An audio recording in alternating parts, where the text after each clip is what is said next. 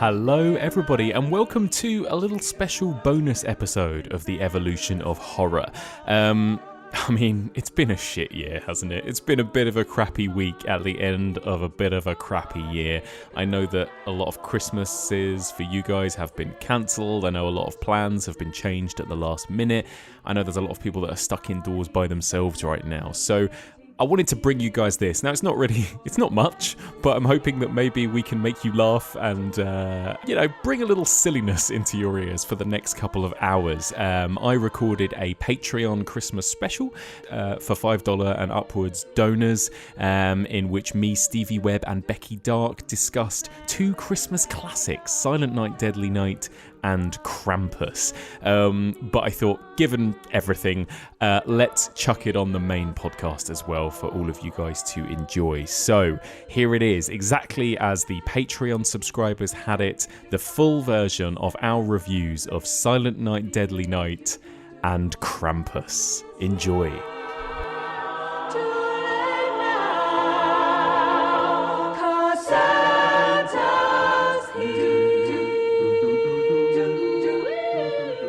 Hello, Stevie Webb. Merry Christmas, you filthy animal. That is, I know that people listening can't see, but you've got the most beautiful backdrop I've ever seen right now. Your Zoom backdrop is gorgeous. That is Billy himself, isn't it? It's my main man, Billy, yeah. I love it so much. And Merry Christmas, Becky Dark. Hello. Merry Christmas, bitches. How's it going? Very good. I love your festive outfit as well. Love Thanks. it. Thanks. I've got the fluffiest jumper possible and a Christmas hat. And as you boys know, when I podcast, I get quite overexcited, and I'm quite a warm person anyway. So it's possible I'm just going to be naked by the end of this because I'm going to get so hot so quick. So yeah. Well, hey. What is your, Stevie, do you have like a Christmas horror film tradition? Is there anything that you watch every year at Christmas, or do you sort of mix it up? I like a lot of really shitty ones. But saying that, I'm probably going to name some that people think are good, which is fine. But often if you throw on the horror channel, it's it's like 24-hour crap B-movie Christmas films, like Santa Claus, CLAWS, all that sort of crap. I always love at Christmas just falling asleep with the horror channel on. You wake up at 3:52 in the morning and go, oh shit, I'm on the couch, and suddenly you're watching the most insane horror, which is like about a killer Rudolph or something like that. And it's just so anything shitty. You know me, I like cheap, tacky 80s naffness. Oh, I love it. So any of that. But since 2015 I've watched Krampus a few times, which we will talk about. But Gremlins is on my list every year. Oh, nice. Yeah, Krampus has become, by the sounds of it, from just what people like have written in, like listeners of the podcast, Krampus has become like a firm favourite, I think, of people's that they watch every year, which is interesting. Becky, what about you? Do you have a Christmas horror tradition? Gremlins, definitely up there. Black Christmas, since listening to the pod, Mike, since becoming a fan, I've learned of the existence of Black Christmas, and so I love the orig. Never seen the 2006 one that everybody says shit, but then I went to the cinema last Christmas. I did an amazingly fun, like 3 films in a day across the Stratford Picture House, Prince Charles, and then the Stratford View, where I saw Little Women, and then Uncut Gems, and then Black Christmas, the new one, as like it was literally the best day. Like, I loved it, and now an emotional up and down. Surely. I was an absolute wreck by the end of it, especially considering I was eating nothing but like pick and mix and popcorn all day as well. That is so lovely and so kind of weird to think now, isn't it? That just last Christmas, a triple bill in a cinema. Across 3 different cinemas. Like, I'm so nostalgic for that right now. How little we knew. Yeah. But I really liked the new Black Christmas. I thought it was good, and it's just dropped on Sky Cinema, so I'm going to be giving that a little rewatch this year. A little rewatch. Yeah, I might do the same thing. I mean, it will be no surprise to anyone that my Christmas tradition is the original. I'm Black amazed. Christmas. Absolutely. I know, shock. But I am also I'm a Gremlins 2 fan as well. I really love Gremlins 2. Oh yeah, the new batch. Come on. So good. so good. Speaking of, guys, I've got a little surprise for you. Before we kick off with our two main discussions, I've got a Christmas quiz. Get in. Oh my god! I'm excited. Just a little something to warm us up, right? 10 questions. Okay. Yes. Guys, you're going to have to buzz in, right? Okay. So by buzzing in, you're going to have to maybe shout your name. Okay. I'm literally looking around myself like, what do I have? A buzzer, a bell, anything. I'll just squeeze the dog and he'll yelp or something. Poor Henry. So I'm going to ask you a question. There's 10 questions. We'll see who gets the highest score, okay? If you buzz in and get it wrong, I'll pass it immediately over to the other person as well, okay? Okay. All right, here we go. Are you ready? Question 1. In Black Christmas 1974, the actress who plays the drunken Barb will go on to achieve fame by playing which superhero love interest? Becky. Becky. She goes on to play Lois Lane in the Superman films. Correct! Damn it. Margot Kidder. Question 2. Which M.R. James ghost story culminates in a man being haunted by a monstrous moving bedsheet in his hotel room? Becky. M.R. James. I think it's Whistle and I'll Come to You. I'll come to you. And I'll come to you! I don't know what happened there. I had to prove that I did know it. I love it. Question 3. Which twisted 2016 horror film focuses on two adolescent boys and a teenage babysitter in a violent cat and mouse... Stevie. Better Watch Out. Better Watch Out is correct. Oh, yeah. Kind of was hoping we could have talked about that one today. But anyway. Yeah. What's the name of Ebenezer Scrooge's former business partner who...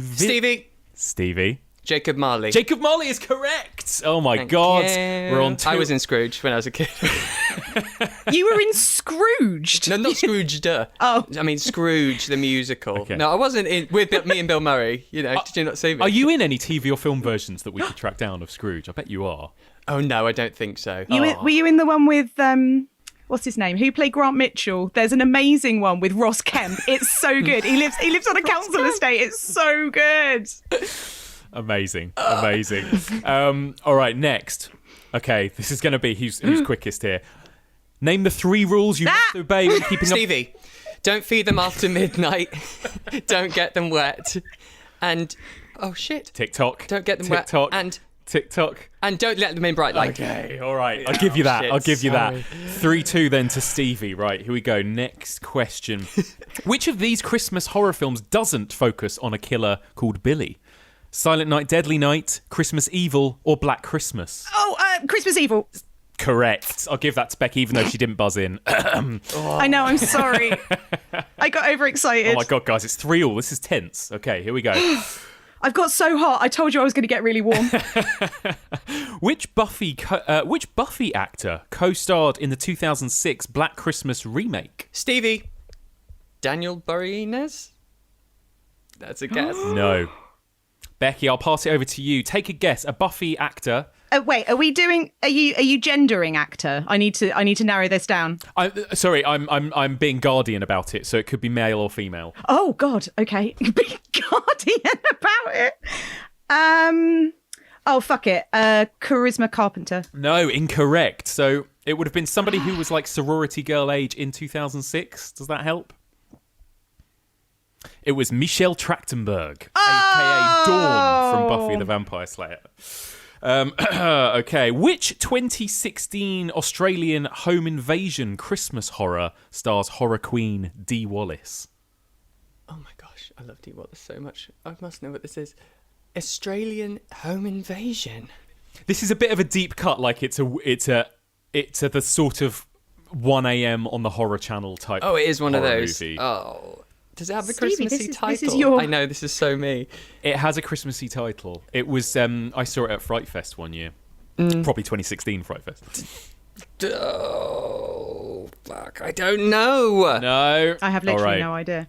That's called Red Christmas. Oh. It's brilliantly naff. Well, I mean, it's on my list, definitely. I love a bit of Dee Wallace. I'm definitely going to see that. It's really good, and it's like proper home invasion, nasty kind of Ozploitation horror, but with Dee Wallace. Yeah. It's good. Nice. Okay, so you're still on 3-3, I think. Okay, we've got 2 questions left. Krampus director Michael Dougherty is also known for Becky. Oh, I think that was just Becky, I think. It was close though. Becky, go I don't on. even know what the question's going to be, so I'm hoping this is right. Go on. Because I've done that classic university challenge like interrupter thing. Go on. Trick or treat? Correct. It was Trick or Treat. Yeah, it was. Oh, he was and so known not for- Urban Legends 3, which he also directed. I was going to say, no, I wasn't going to say that. I was going to say Trick or Treat. Okay, so 4-3 to Becky, and this is the final question. If Stevie gets it right, we have a tiebreaker question at the ready. Okay, here we go. Which iconic Dracula actor made a cameo in Gremlins 2, The New Batch? Stevie. Christopher Lee. Correct! Yes! All right, this is tense stuff. So you're on 4-4. Can't believe it. Here comes the tiebreaker question. Okay. Which Disney film do the Gremlins watch and sing along to in a cinema? Oh, Becky. Becky. Snow White and the Seven Dwarfs.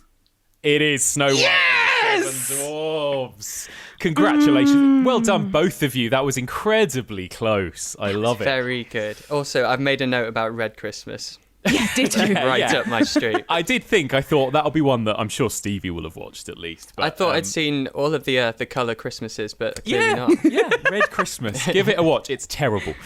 So let's get into it. That was just a little warm-up. That was warm-up fun, Mike. exercise. Thank you. It's got the blood worries. pumping. Thank I know. you. I'm sweating now. I'm so Yeah. warm. Gonna have some more Baileys, right? Okay, so let's kick off with the first of our 2 films. So we had people vote for these 2 films. We gave them a choice of about 6 different Christmas films, and the 2 that came out like pretty far on top were Silent Night, Deadly Night, and Krampus. Were you pleased generally with these results, Stevie? Happy to rewatch these 2 and give them a little watch? Yeah, well, Krampus was very fresh in my mind because I've watched it a couple of times since it came out. This was the 3rd time I've watched it. And Silent Night, Deadly Night, I thought I knew it better than I did, which was a gorgeous surprise. It's been a long time. And also, that's on the Horror Channel quite a lot, those films. And also, I got it mixed up in my head. I once saw... they kind of did a reboot. I think it was either 2002 or 2012. Yeah. I just remember it being really dreadful, and I think that's what was in my mind. And so seeing this again, it's honestly one of the best slashes of the 80s. It's fucking great. I had an absolutely exceptional time. So when it came through that was voted for, I was super happy, but then left even happier than I was expecting to. I love it. And Becky, you were new to both these films, right? Is that right? As seems to be the running kind of gag of this little threesome we have going on.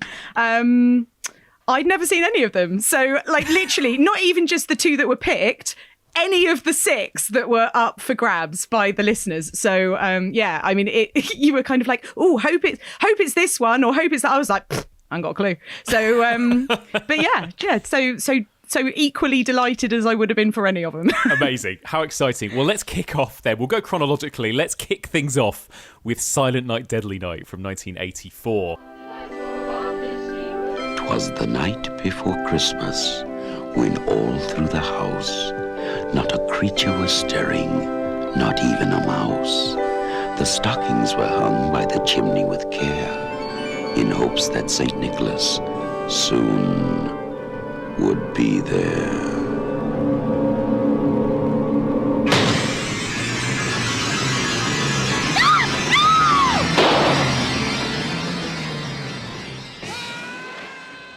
Christmas Eve, 1971. A family, including little boy Billy and baby Ricky, are visiting Grandad at a Utah mental facility. While seeming catatonic, Grandpa does have some words of warning for young Billy about Santa Claus and how he likes to punish naughty children. Later, on the road, the family comes across a criminal dressed as Santa who kills both parents and leaves the boys orphaned. Jumping forward 3 years, we see Billy and Ricky in St. Mary's Home for Orphan Children, where they're subjected to strict discipline from the nuns, and where Billy's memories of his parents' murder flash back to him with increased intensity as Christmas approaches once more. 10 years later, we meet Billy as a young man with a stable job in a store.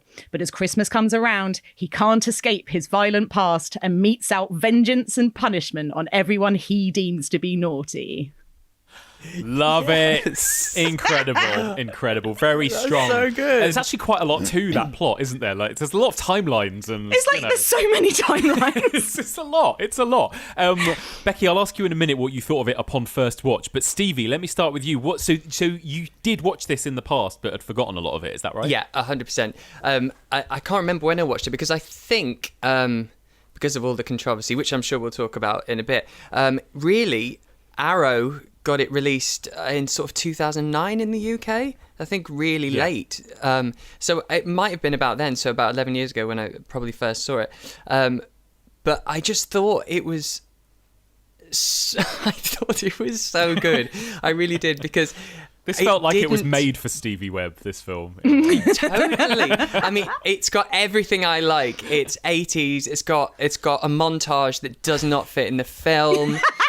The deaths are really inventive, and it's thick and fast. As soon as he starts killing, it's just one after another with different Christmas implements. It's literally everything I wanted. And it doesn't have that dip that most of those 80s slashes have, where there's just a bit of exposition or clunky sort of dialogue. It was just punish! Yeah. And I loved it so much. Yeah, do you know what? I have the same thing as you. I first watched it at a sleepover when I was at school, and I thought I remembered it really well, but I think I only remembered the second half really well. I remember his killing spree. I remember Santa Claus with an axe. I remember the sled beheading. I remember the antlers. But I do not remember anything that happens in the sort of 1971, 1974 timeline, which is like the first half of the film. Like all the nuns and all the abuse and all that other stuff. I was like, maybe I haven't seen this. So I'd completely forgotten all of that, which is interesting. Becky, what about you? So first time watch for you. What did you think? Fucking loved it, mate. It was so good. Yeah. I loved it. So it's funny what Stevie says about like no kind of dip with exposition and stuff, because the thing that really jumps out at me about Silent Night, Deadly Night is it's basically an origin story. Like I love that you follow Billy from that kind of, you know, that sort of formative moment where his parents are killed in front of him and, you know, poor mum. And then, you know, the nuns who are just basically compounding the problems.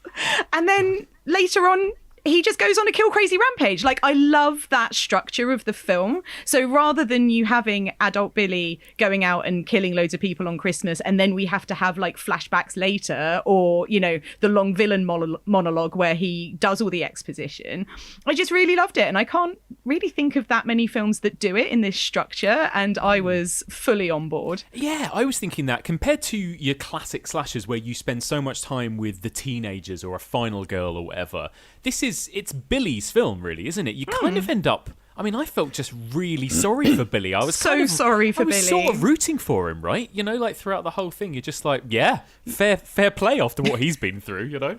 Totally. And it's what we said, Becky, about Jason Voorhees. You know, he's had a fucking rough time, and then this silly bitch, Mother Superior. Just take that little quote out of context. And, this silly bitch Mother Teresa in one of her lesser-known roles in the 80s. She dabbled a little bit. Please can we get T-shirts? Silly bitch Mother Teresa on the front and then just punish on the back. Oh my God. My Catholic mother would actually disown me. Wow, that was... Oh my goodness. Krampus is going to come. Yeah, exactly, yeah. That's so...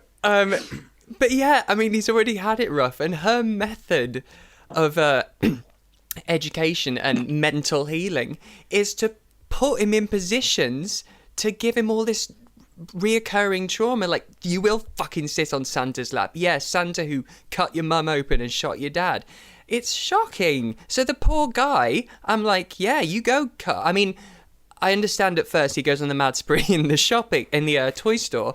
Then I'm not sure where he goes, but he manages to sniff out anyone who's having sex or being a bully. Yeah, standard. And he just has this super Santa sense, and he's doing the Lord's work. It's like I was saying this to you, Becky, wasn't I? That it's kind of, you realise in a way how sort of tame, in a way, Friday the 13th movies are in comparison. Like, this is pretty nasty and mean-spirited, it felt like, didn't it? It's so mean. Yeah. It really is. But I love it all the more for that. I think it's got... The thing is with Christmas horror, right, is... Christmas is supposed to be this wholesome time of year where it's all like Stollen and Baileys and gifts and family. And you'll notice I went for the food and drink first before the family. Yes, I did, actually. Sorry, family. yeah. Just really outing my priorities around Christmas there. In a very particular Yeah. But, you know, Christmas is meant to be, isn't it? It's like... It's meant to be lovely and kind of... And then Christmas horror comes along, no matter what guise it's in, and just upends that. Yeah. And sometimes it kind of... So say, for example, Gremlins, it kind of treads that balance a little more sort of 50-50 with like nice Christmas stuff and then like super dark, fucked up stuff. More Spielberg-y, isn't it, in its balance? Yeah, exactly. I mean, that's Joe Dante for Yeah. you, right? But...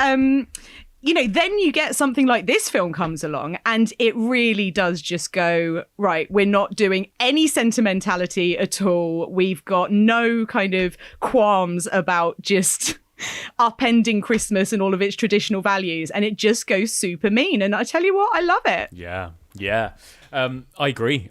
And like you say, Stevie, there's not a lull really in this, is there? Because the first 45 minutes, even the origin story is so fucking nasty. You're kind of like, wow, I was just kind of pretty, you know, I don't know how much there needed to be so much like kind of rapey violence in that first half. Do you know what I mean? There's a lot of like, oh, let's get the boobs out before we slit the throat and all of that kind of stuff. And again, I guess that's just...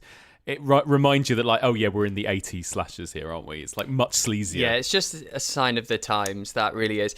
And I feel that...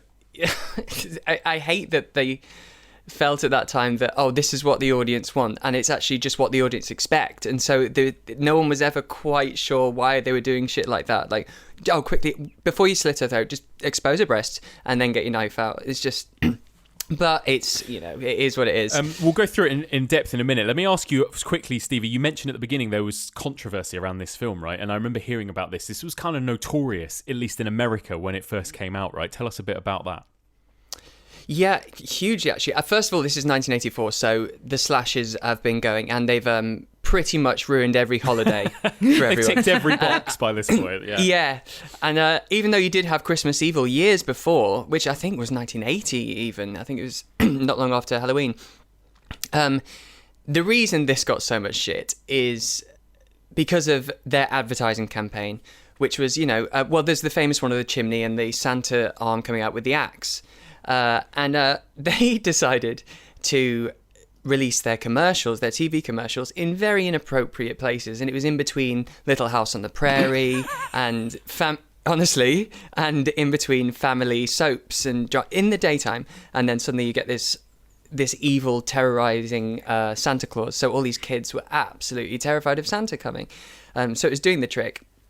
And then the PTA, the Parent Teacher Association, had absolutely had enough. And so when it opened, the opening weekend, they started picketing. They turned up at all the cinemas. They were singing Christmas carols outside to try and combat the evil.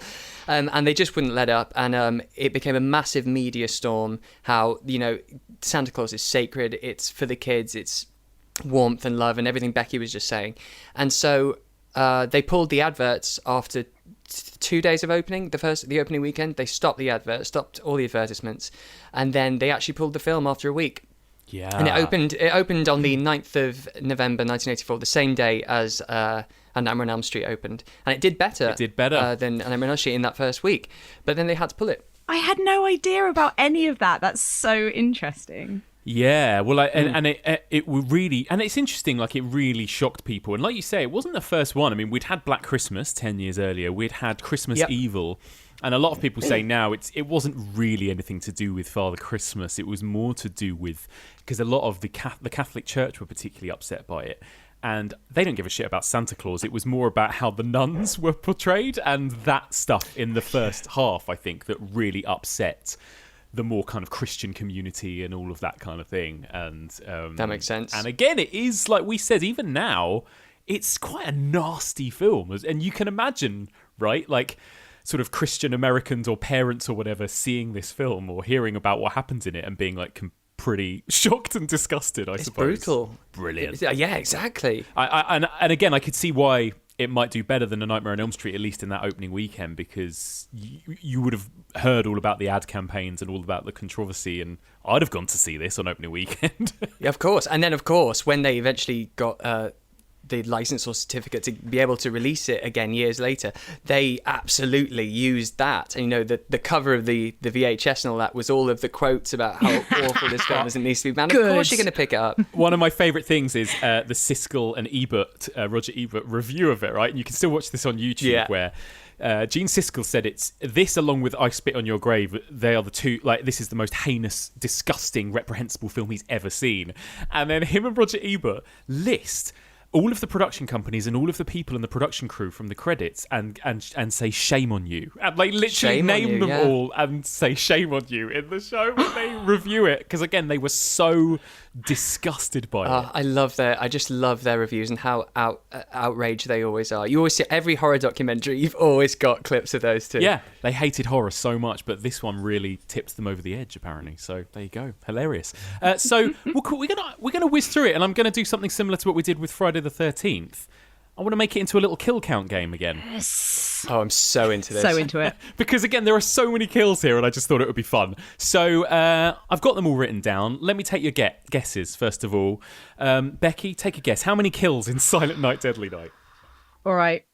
I should have predicted you doing this. I haven't. Absolutely. Yeah, me too. All right. Sod it. I'm going to go 8, which I think is what I said for Friday the 13th. Yeah, and just that's completely your go-to under. number. Yeah. Okay, Becky's going 8. Stevie's having a think. I'm whipping through it in my mind, and I think it's 9. Ooh. All right, Becky's going 8, Stevie's going 9. Well, let's do this. We'll whiz through.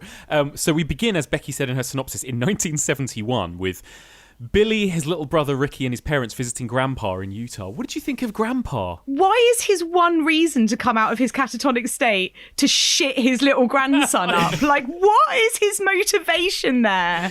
Come on, Grandad. Michael Hickey, who wrote the screenplay, he was obsessed with Kubrick.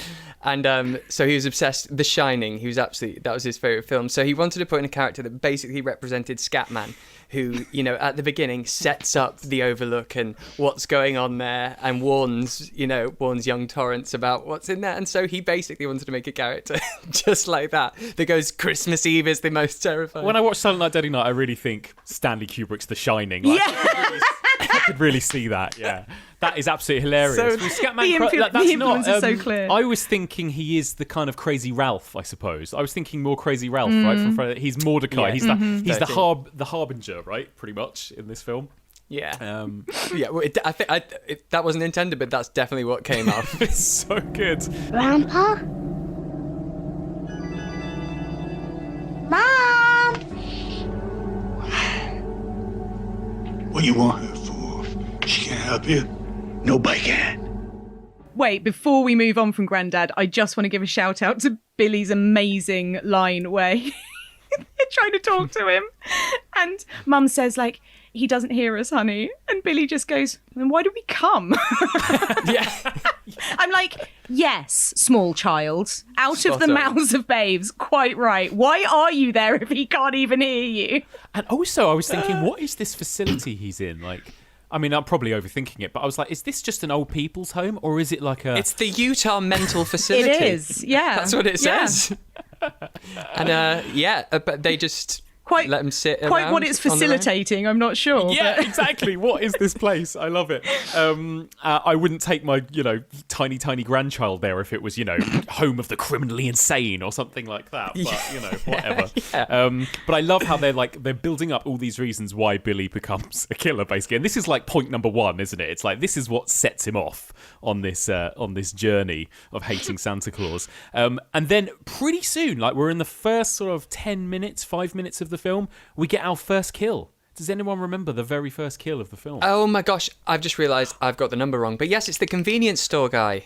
He gets shot. It is. So we've got a guy dressed as Santa. He comes to rob a convenience store, kills the shopkeeper. Already I was thinking, oh, this is good. Like the practical effects when he blows his brains out, that kind of blood splat that comes out of the forehead. It's pretty good. Really good. Shoots him 3 times, which as a first kill, because usually, you get a bit of a kind of graduation, like a bit of a gradual kind of build through kills, don't you? But 3 times, and he got $31 from it. Hardly worth it. Oh, God. Hardly worth it. Yeah. Hardly, but it's still a bit worth it. Yeah. You'd still do it, wouldn't you, Becky? $31 worth it. I mean, Exactly. Why not? So then we cut to Billy and his family driving home, and then this is the horrific encounter with criminal Santa. What's happened to him? Has he run out of gas in his car or something? Like, why is Santa just I think there? he's faking Right. it. I got the idea that he's he's doing a Ted Bundy and, pretending he's broken down. And then, it's just so brutal because the baby's in the car as well. And you're right, Mike, it's just this film immediately goes there and it just sucks you in because it's just this horrible, brutal slaying, and it's the thrill of the criminal Santa in this. It's the thrill he's getting from it. He's not doing it out of necessity because he needs another car. He's doing it because he wants to enjoy causing them pain, it seems. Yeah, was I just being a wuss, Becky? I was pretty horrified by this sequence. Like the wife getting like stripped, and then the baby crying in the car seat, and the dad getting his head blown off. I was like, holy shit, this is much nastier than I was expecting already, Mate, it's really full on. You definitely weren't like being sort of, sensitive. It's just like, no. I was ready to join the Christian PTA, I think. Yeah. At this point. It's like, holy Stop shit. picketing. No, it's really like brutal. And I guess it kind of has to be because, it is this sort of origin story of who then goes to be on like a sort of proper brutal kill crazy rampage, like serial killer. So, you have to kind of build those stakes really early on so that all of his flashbacks are kind of suitably traumatizing. And, but I mean, yeah, it's really, really like harsh. And with Mum getting her boobs, like it is obviously exploitative, and it is a kind of callback to 1984 and how the world of film was slightly different then. But I don't think it's completely like gratuitous, because you kind of need that sexual element to that original crime, so that then later when Billy is getting his revenge or kind of punishing the naughty children, it wouldn't have made sense, I don't think, if there hadn't, like, for him to be punishing the more like sexual acts, if he hadn't had that kind of, if he wasn't flashing back to like his mum's boobs being exposed when he was seeing real life boobs in front of him. He needs the flashback boobs. I think is what I'm saying. That's true. That is true. And it's all linked to that classic 80s slasher thing of like sex and punishment and death and all of that. Again, it makes you realise how differently it's handled in the Friday the 13th films. And you can see why Friday the 13th, in a way, was a much more winning mainstream formula, because it never felt like it pushed that far into, I don't know, sleaze or something, did it? Like, it always somehow feels a bit more wholesome in a way, even though it's about teens getting hacked and slashed and everything. Do you know what I mean? Yeah, and it was always sort of consensual, wasn't it? It was never Jason ripping open someone's shirt. There was a thing I was reading about how Sean Cunningham and Wes Craven actually both said about when they made 80s slashers. I mean, I don't think they did this in Last House on the Left, but when they made 80s slashers, they made a point to be like, yes, you can have boobs, yes, you can have blood, but never the two at the same time. And never the twain shall meet. Yeah, and Wes Craven was talking about how when he killed Tina in A Nightmare on Elm Street, she has her shirt ripped open. But they made they were very careful never to show the nipples, because they didn't like the idea of nipples and blood together in the same shot. And the same with Sean Cunningham in Friday the 13th, apparently. Like, yes, plenty of boobs, plenty of sex, plenty of death, but never like directly linked in a kind of graphic, gratuitous way, which is maybe what it is that subconsciously got me about this particular moment where you see the mum boobs out with blood and throat slat. I don't know, there was something about it that I was like, oh, I'm not used to this in my mainstream slashers, you know? Yeah, I'm totally with you, because I don't know what it was. I was triggered, definitely, and I don't know really why. I thought I'd seen it all. You don't even have boobs, Stevie. No. But if I did, I wouldn't want blood near. No, quite right. Exactly. Boobs and blood. But it does kind of push it over from just a kind of hijacking or just a murder. The fact that the mum is basically sexually assaulted, it definitely it does take it that step further into the kind of sexual violence side of things, which I think,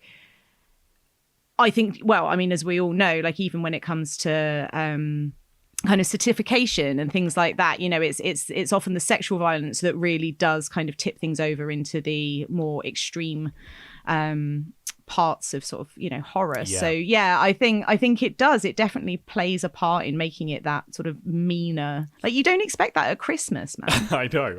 And like you said at the beginning, there is something kind of still quite fun in that it feels so naughty having such a mean-spirited movie set at Christmas, and especially one about a Santa Claus as well. It's kind of, it's also quite funny. So that was kill number 2 and 3. So we're already 3 kills in, because we have the death of the parents. Obviously, Billy and little brother Ricky survive. Then we go to, and you know, for many killer origin stories, that could be enough. That could be enough for triggering a killer, right? But no, we then go to the next section of the film, which is the convent child abuse section. Where Billy is whipped, he's spanked, he's tied to the bed. What did you think of this? Becky, what did you make of this whole 15 minutes of this sort of 80-something minute running time? It is Billy in the convent with a mullet as well. He's got a great little mullet in this section. It's funny, as you said that, I literally glanced at my notes and just saw the word mullet in capitals. I mean, this poor kid, seriously, he's just... To come to an orphanage because you've watched your parents be brutally slain in front of you, and for then the approach to your kind of, I don't know, like your care to just be this super strict disciplinarian, like corporal punishment, almost kind of like, I don't know, beat the pain out of him type approach is just so cruel and unnecessary. Yeah. And it's not even... you could almost kind of understand it a bit more if the nuns were trying to get him under control. So if from the killing of his parents, he'd already gone a bit haywire and off the deep end, and so they're trying to kind of bring him back under control and sort of discipline him and stuff, but he's not even doing anything wrong. Like, he's literally just having like horrible flashbacks and freaking out because he doesn't want to sit on Santa's lap. Like, fair enough. And fine, like he does one of those creepy traumatized children's drawings. Yeah, the classic. Like, fine. Yeah. But again, you know, it's not like he's kind of harming anybody or being particularly naughty or misbehaving. And so, yeah, their approach does seem kind of unnecessarily harsh. Yeah. She's pretty mean, isn't she, Stevie, this Mother Superior? That bitch Mother Teresa, yeah. Bitch Mother Teresa. Silly bitch. Yeah, it's awful. I mean, she thinks she's rehabilitating him, basically, you know, and all she's doing is solidifying his trauma and bringing it to the surface. It's, I mean, I'm glad, because then we get a great movie 10 years later. Oh, yeah. I'm glad she fucks him up even further. And he's also pretty fit 10 years later, I must say. Yeah, we'll get to that. Anyway, sorry. Yeah. What about the whole the scene when Billy looks through the keyhole at the kind of softcore porn scene going on? Is that a nun having sex? I thought maybe it was Sister Margaret, the I did it first. nun. I thought it was her. And then Sister Mother Teresa goes outside, and Margaret's out there and says, "Oh, I told him to come outside," and she's not angry with her. So it's just a nun and a gardener? Who is it? Anyway, there's two people having sex. Horny janitor. There's always a horny janitor, mate. Yeah, there you go. And like the lengths that they go to make it like quite a beautiful scene. Like way that the keyhole like casts that absolutely perfect light on Billy's eye in like that perfect keyhole shape. Like they didn't have to go that hard. They didn't, for this sleazy bedroom sex scene that's just kind of triggering young Billy, like they didn't have to do this kind of art house stuff, but for some reason they've like, it looks amazing. It does. It really does. I wonder as well whether, do you think they're any way calling back to Black Christmas? Because for one thing, calling the character Billy, which is the name of the guy in the attic in Black Christmas, and also that eye peeping through the door as well. I wondered whether that was maybe a Black Christmas callback or just a rip-off. I think that's knows? a good shout. Yeah. Callback, rip-off, you know. So poor Billy, he goes through all this, and then the icing on the cake is he gets made to sit on Santa's lap, doesn't he? As you mentioned, Becky.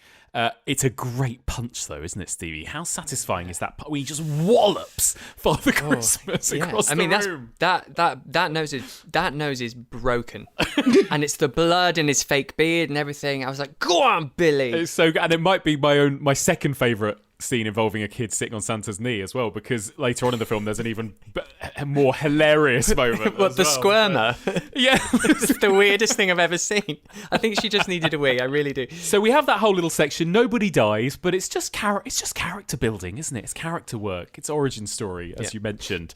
Then finally, anything else you want to mention on the nun scene before we jump forward to 1984? Anything else during the orphanage moment? No, it's just traumatizing. It's great, but I'm a big fan of Sister Margaret. Like Sister Margaret, yeah.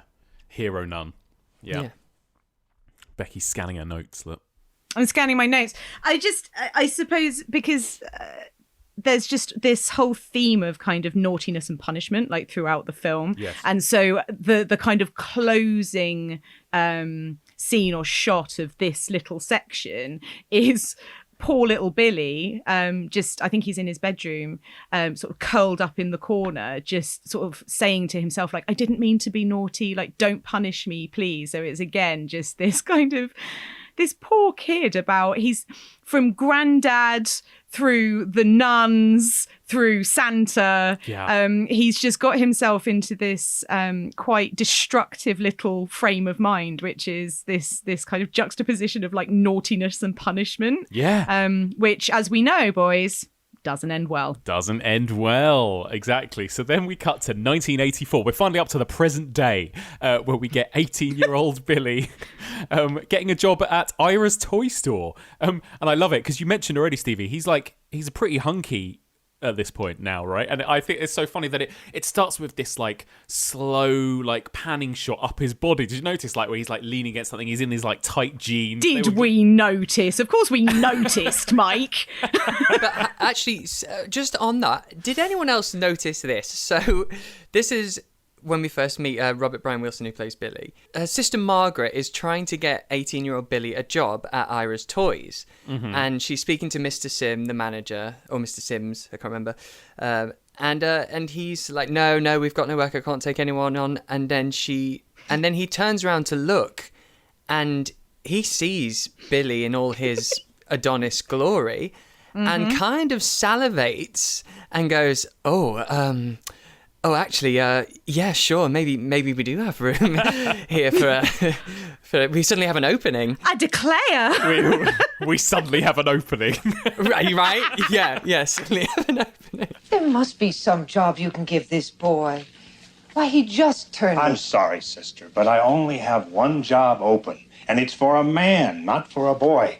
It's in the stockroom, hauling crates. It's just not a job for a kid. I suppose not. Glad you understand. Oh, here's Billy now. Maybe you'd like to meet him, Mr. Sims. That's not necessary. Billy, meet Mr. Sims.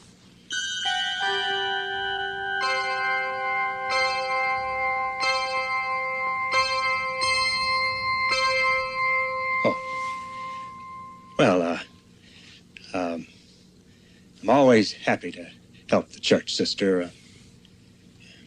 He starts Monday morning, 9 o'clock, sharp. And he suddenly gets a job. This latent homosexuality just doesn't get touched on again. It's just in that moment.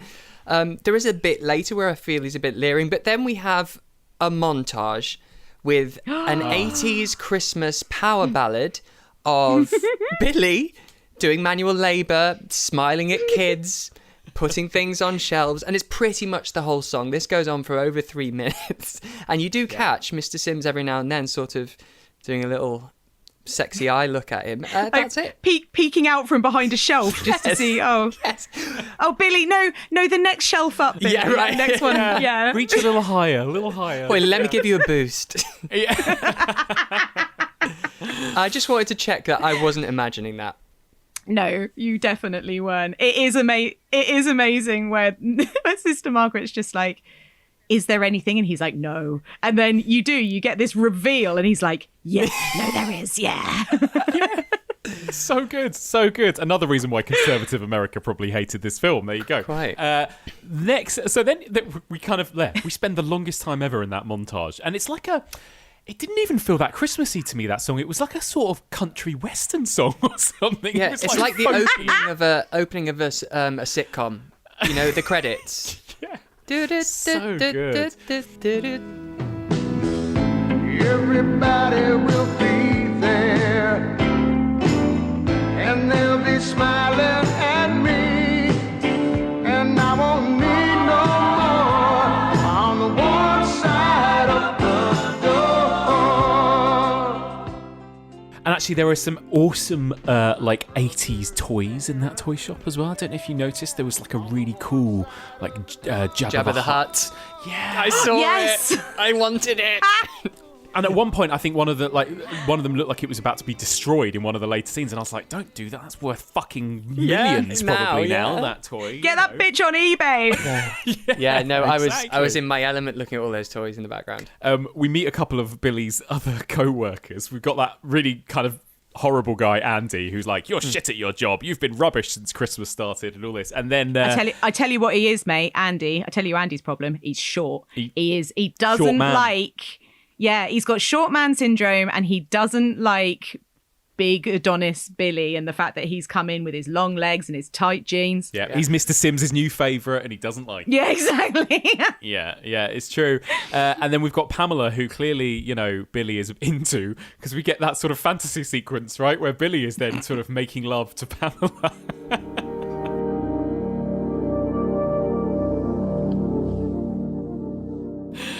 Which is another amazing sequence. And I love that the camera lingers for quite a long time on Billy's furry bum. Did anyone notice Billy's furry bum? Yes. Yeah? I did notice it, yes. Again, of course we noticed. Yeah, I'm just checking. Like, And they managed to find a Christmas song that also sounds like porn music. If you listen to it, it's amazing. It's got all the festive Yuletide that you could want, but also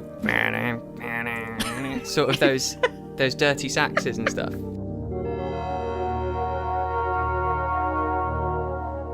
all of this goes on. We meet some characters in the toy store, and then Billy is made to take over the role of the in-store Santa Claus. Yeah. And we have that incredible moment. Now, what is going on with that little girl on Santa's knee? Why is she squirming so much? She's got to need a wig. It's because if it's not that, I don't really want to unpack it because it's freaky. Know, yeah. It's really uncomfortable and it goes on for so long and he's going, please stop it. I'm like, what's going on? Please. And I want it to stop. You're being naughty right on Santa's lap. You're going to be punished. Like, oh, God. And the parents are happy just watching this kid squirm around on his lap and he's whispering in her ear. I'd be like, sorry, what are you saying to my daughter? I love it so much because, again, clearly the film it does have a good sense of humour because I love that cutaway to all the parents when they're like, oh, he's got such a way with kids. Yeah. You know, like, it's so good. Again, so gross, but so good. I love it. So all of that goes on, and then finally we get to our next kill after quite a considerable gap.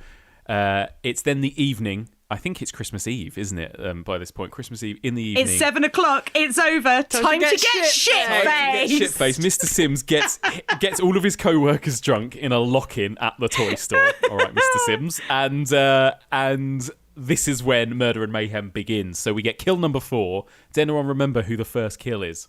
Got to be Andy first, right? It's Andy. Yeah. It's again a little bit weird, a little bit sexual assaulty at this point, right? Where Andy and Pamela go into the storeroom together. And she's no means no, Andy. She's definitely saying no. Yeah. Like, like repeatedly and very clearly. I was a little confused by this whole section and Pamela's priorities, because you have Billy there. Billy's never drunk because obviously drinking is naughty, and because Mr. Sims wants to get a bit of Billy, he's obviously sort of forcing some amaretto on him or something. And so Billy kind of gets a bit squiffy. So you've got tall, handsome Billy, obviously a bit vulnerable. He's already had a panic attack, which she's witnessed. So you kind of know that, he's not entirely stable, which can be, attractive to some people. Not me, obviously. I don't know what you're talking about. So he's drunk, he's fit, he's vulnerable. He's obviously into her. And yet Andy brandishes a bit of mistletoe and somehow manages to get her into like the staff room. I have no idea what she is even thinking. I also love, and then it doesn't end well for her. It doesn't end well. I do also love that little moment between Mr. Sims and Billy when they're talking, when he gives him some drink and he's like, "What are you thinking about?" And Billy's like, "Just thinking about my parents." And he's like, "Oh, fine, that's fine." And then he's like, "They were murdered." And then Mr. Sims goes, "Oh." Thinking about my parents. Oh, good. That's fine. That's fine. A boy should think about his parents at Christmas. Good boy. They're dead. Oh, God. Really weird. So then, we get the murder of Andy first of all. And remember how Andy dies?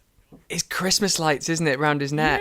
Fairy lights. I love so it. good. Holds him up with one hand, doesn't he, as well, Billy? Brilliant. Oh yeah, it's like Superman's strength moment. And at this point, again, you're absolutely rooting for Billy because Andy's a dick. Clearly, he's like sexually assaulting Pamela. So you're like, yeah, fucking good on you. I don't know whether poor Pamela then needed to die though, did she? Because then, Pamela's next from gut to gullet. Yeah. Well, but he sees her boobs. This is my point about Mum's boobs earlier. Like he can't help himself. He's got Trigger boob warning. PTSD. He's triggered. Yeah. So then, kill number 5. The next kill immediately after is Pamela. And it's a nasty one. Do you remember how she gets killed? Box cutter. A box cutter through the torso and chest. Yeah. Again, it's like rough. It's rough. It's really rough, that one. I was watching it on, I can't remember whether it's Prime, and I think obviously they had the sort of uncut, unrated version, because I don't know if you noticed this, but it kind of went all grainy and weird at certain quality. gory moments. Yeah, I noticed, yeah. Yeah, no, it was not your screen. It's part of the theatrical cut, part of the cut after the bit that didn't make it, stuff like that, yeah. I was like 3 beers in by that point on Friday night, so I just assumed it was that. So Pamela is, slit her torso open with a box cutter. That's Pamela gone. Poor Pamela. Next up, immediately, we get another kill number 6. Anyone remember who kill number 6 is? I mean, I'm on a roll because this is my shit. This is the stuff I love. Then Mr. Sims gets a hammer through the head. Through it. The claw end of the hammer, yeah. right? Oof. Mm-hmm. Absolutely. Yeah, love a hammer kill me. And then immediately after that, another kill. It's a massacre at the toy store. Do you remember who the last person to get killed in the toy store is? It's like the lady. I don't know her name, unfortunately. Mrs. Randall. Mrs. Randall. There you go. Mrs. Randall gets bow and arrowed. Yeah. Right. Straight through her. The fact that this is a toy shop, not like a it was the 80s. Hunting, not like a hunting store. Yeah. I mean, I know America is, a bit on the edge, but still, this is a toy shop, and yet there is a bow and arrow in there that is powerful enough that literally gets this arrow completely through her chest. Yeah, I mean, I'd expect one of those ones that has a plunger on the end Exactly. that you shoot into a window and it sticks, but an actual sharp bow and arrow. It's true. It's pretty brutal. Felt a bit Friday the 13th-y, that didn't it? A little arrow straight through the chest. That was good. Awesome. So we're already up to 7 kills. Now let's just remember. So Becky went 8, Stevie went 9, right? Yeah, okay. I've totally changed my mind, but I'm not taking it Let's back. keep going. So at this point, everyone's dead. Sister Margaret pops her head in. She turns up, discovers just millions of bodies and that Billy has gone. Screams. She obviously knows that Billy has snapped. So Sister Margaret begins to sort of pursue Billy. Now, this is now just a series of brilliant random murder set pieces, right, from this point till the end. Does anyone remember who's next? Oh yeah, my favourite. Go on, Stevie. Well, I mean, I say it like we know who the character is, but it's Denise. See, Denise. I didn't even have that. I was just going to go, it's the babysitter. Like, I had no... She has a name. Yes, it's Antlers. It's the shagging babysitters, right? So we meet Denise and Tommy. Denise is played by Linnea Quigley, who is the star of a whole bunch of 80s slashers. You know her, right, Stevie? She was in Graduation Day. She was also in Return of the Living Dead as well. Yeah, she was the punk one, the famous... Yeah. Was she? I love her. She's oh my awesome. God, she looks so different in this one. Yeah, she's a little scream queen in her own right. Now you mention it, I did notice when she gets up from the pool table to put her top on that she has got that quite specific 80s scream queen build of like very tiny. Very skinny. I mean, so like small. Really, where you get really... the boobs and then the ribs cage. as well. Boobs and ribs. Yeah, exactly. Yeah. And now you mention Return of the Living Dead. Obviously, that's... I'm familiar with that. Yeah. Torso. Yeah, exactly. Torso. Yeah, it's the boobs, Makeup. isn't it? It's the boobs. Yeah. And they're babysitting some poor little girl as well at this point. And then this is just a classic set, like sort of slasher set piece, isn't it? She goes outside to investigate a noise, comes back in. As you mentioned, she is the next kill. This is the impaling on the antlers. This is the image that really stuck with me. I remembered this from when I watched it when I was young. This is, again, nasty, right? Kind of goes through the chest. It's great. The effects are amazing. He sort of puts her up because they're up high as well, so like, I don't know, there's going to be gravity of her body as well. Exactly. There's going to be gravity involved. Exactly. But the effects, like the practical effects, are amazing. The way you can sort of see the antlers, the points of the antlers kind of poking through before they then like puncture her skin. It's really great. It's very good. Very good. It's fucking brilliant. It blew my mind. I nearly rewound it and I thought, no, come on. because I enjoyed it so much. But I do remember I always call him Billy Joe Bob Brad Briggs because I can never remember his name. What is it? Joe Bob Briggs, yes. There you go. Yeah. Billy Joe Bragg Bob Briggs. Honestly, who cares? I remember in one of his specials, they reenacted it with Darcy the male girl and tried to do that again. Did they? Yeah, just a little. It's fun. It reminded me a little bit of Get Out too. It's one of my favourite moments in Get Out when he kills Bradley Whitford. Yeah, with that's the amazing, antlers, isn't it? The big deer course. head at the end as well. It's good weapon, isn't it? That. Immediately after, we get another kill. Any thoughts on the next kill? Boyfriend? Must be. It is. I can't remember how he killed. Well, I can't. I've written down here: strangled, beaten, and thrown out of a window. I don't remember it. It's a classic That'll triple do it. whammy. Yeah. Oh, that's right. But I do remember the shards sticking out of him when he's on the ground. They're fantastic shards of glass. I don't know if you noticed. There's like one massive one coming out of his face and one coming out of his stomach. Maybe I was looking at my phone at this point. I don't remember this bit. Well, I've got, and I don't know if this is because I was, as I say, three beers in, but my note says girl with massive bits of glass all in her. Firstly, eloquent. Girl with massive bits of glass all in her. But yeah, no, you're right. I mean, obviously, it must be the it has boy. to be, because I don't think there are any other sort of teenage girl types for the rest of the film. Yeah. And we know Denise is up on the antlers. We know how Denise went, exactly. Yeah. Yeah. So who knows? But yeah, that is Tommy, kill number 9. So there we go. So we've already passed Becky's 8 and we've already reached Stevie. So if there are no more kills for the rest of the film, Stevie's won. Let's find out. So we carry on. Oh, the amazing little moment after he kills the 2 babysitters, he then sees the little girl, Chrissy, and he gives her a little present, right? He gives her the box cutter. He gives her a box cutter. Bestows the box cutter onto her. Like covered in blood. It's so good. It's really funny. Thanks, her little Santa. face. Yeah, amazing. And then we go straight to the next random murder set piece. Becky, any ideas on the next one? Who dies next? This is one of my personal favourites. Absolutely. Well, I have got my notes in front of me. But I think, isn't it Dad dressed as Santa? Yeah, well, so I think that happens around here, but there are not any kills, right? I'm only going from kill to kill at this point. Does he die? Yeah. The cops shoot him. No, wait. What? Wait. No. That's another Santa Claus. That's Father O'Brien later. We'll get to Yeah. Father O'Brien. That's in the convent, in the orphanage. No, the cops are when he's you're in his totally kid's right. bedroom. Yeah. You're right. For some reason in my head, my brain conflated those two, and I had the Santa in the little girl's bedroom, like taking a load of bullets, but that doesn't actually happen. does it? No. There's a lot of Santas. Okay. This scene has no real reason to be here at all, really, because it is just no one dies. It's just a random. Well, it's just useless cops. That's Yeah. the point of this scene. Useless cops. Cops have decided that they're going to come and burst into random homes and look for people dressed as Santa Claus and kill on them. Christmas Eve. Good luck with that. Yeah, that little girl also turns out to be a killer from that trauma. Yeah, exactly. No wonder it spawned so many sequels. This because you're just seeing all of these children be traumatized. That guy who played the random dad dressed as Father Christmas. Did you know, Stevie? Did you know he's in another big iconic slasher film as a killer? I read this. As well. So that guy who just plays the dad visiting his little girl is. I recognised his face weirdly. He plays Michael Myers in in Halloween Part 5: The Revenge of Michael Myers. There you go. No way. The shittest Halloween.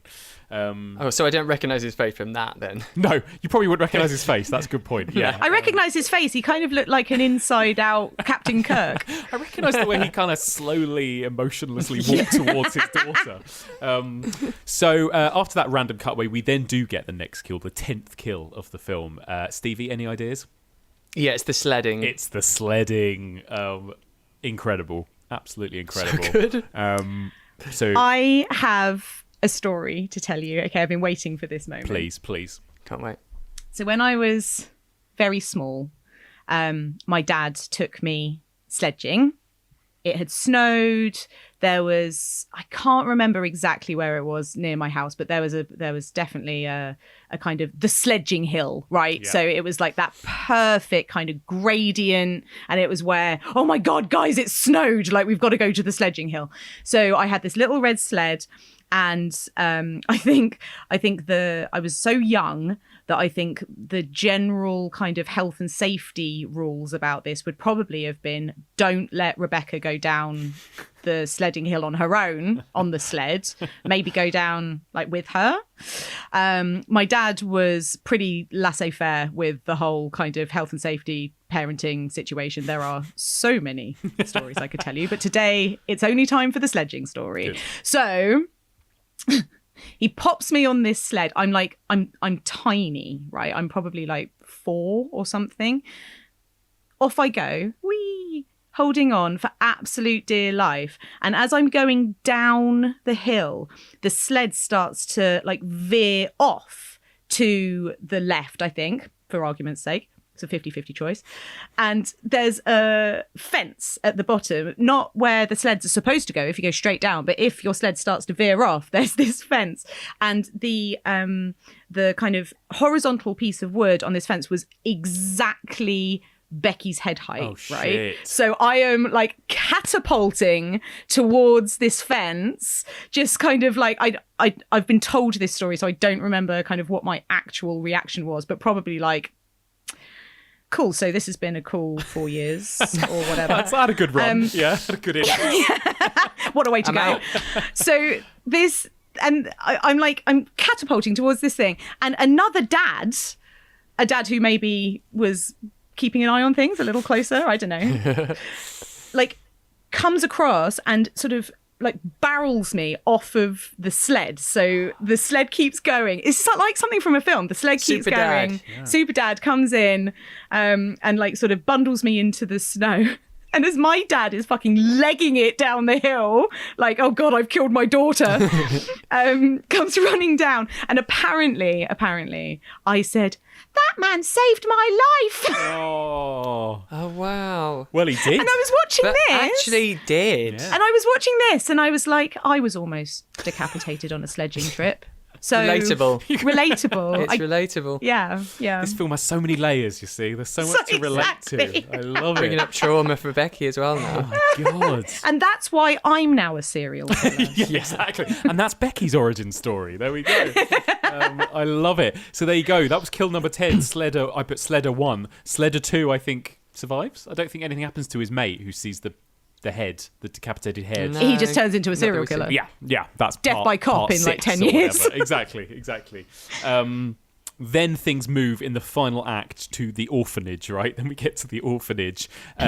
We get another kill. Does anyone remember who the next kill might be at this point in the film? I'll tell you what, the only bit probably in this film where I may have dipped my concentration in and out was when the only lull is when the cop's looking around and he kind of goes into that random basement where there's a boiler and this is the bit where there's a lull. So I can't remember if that cop gets killed. Well, so that is actually not next. There's another one before that. But that one I've put here, cop looking in bomb shelter, brackets, really long.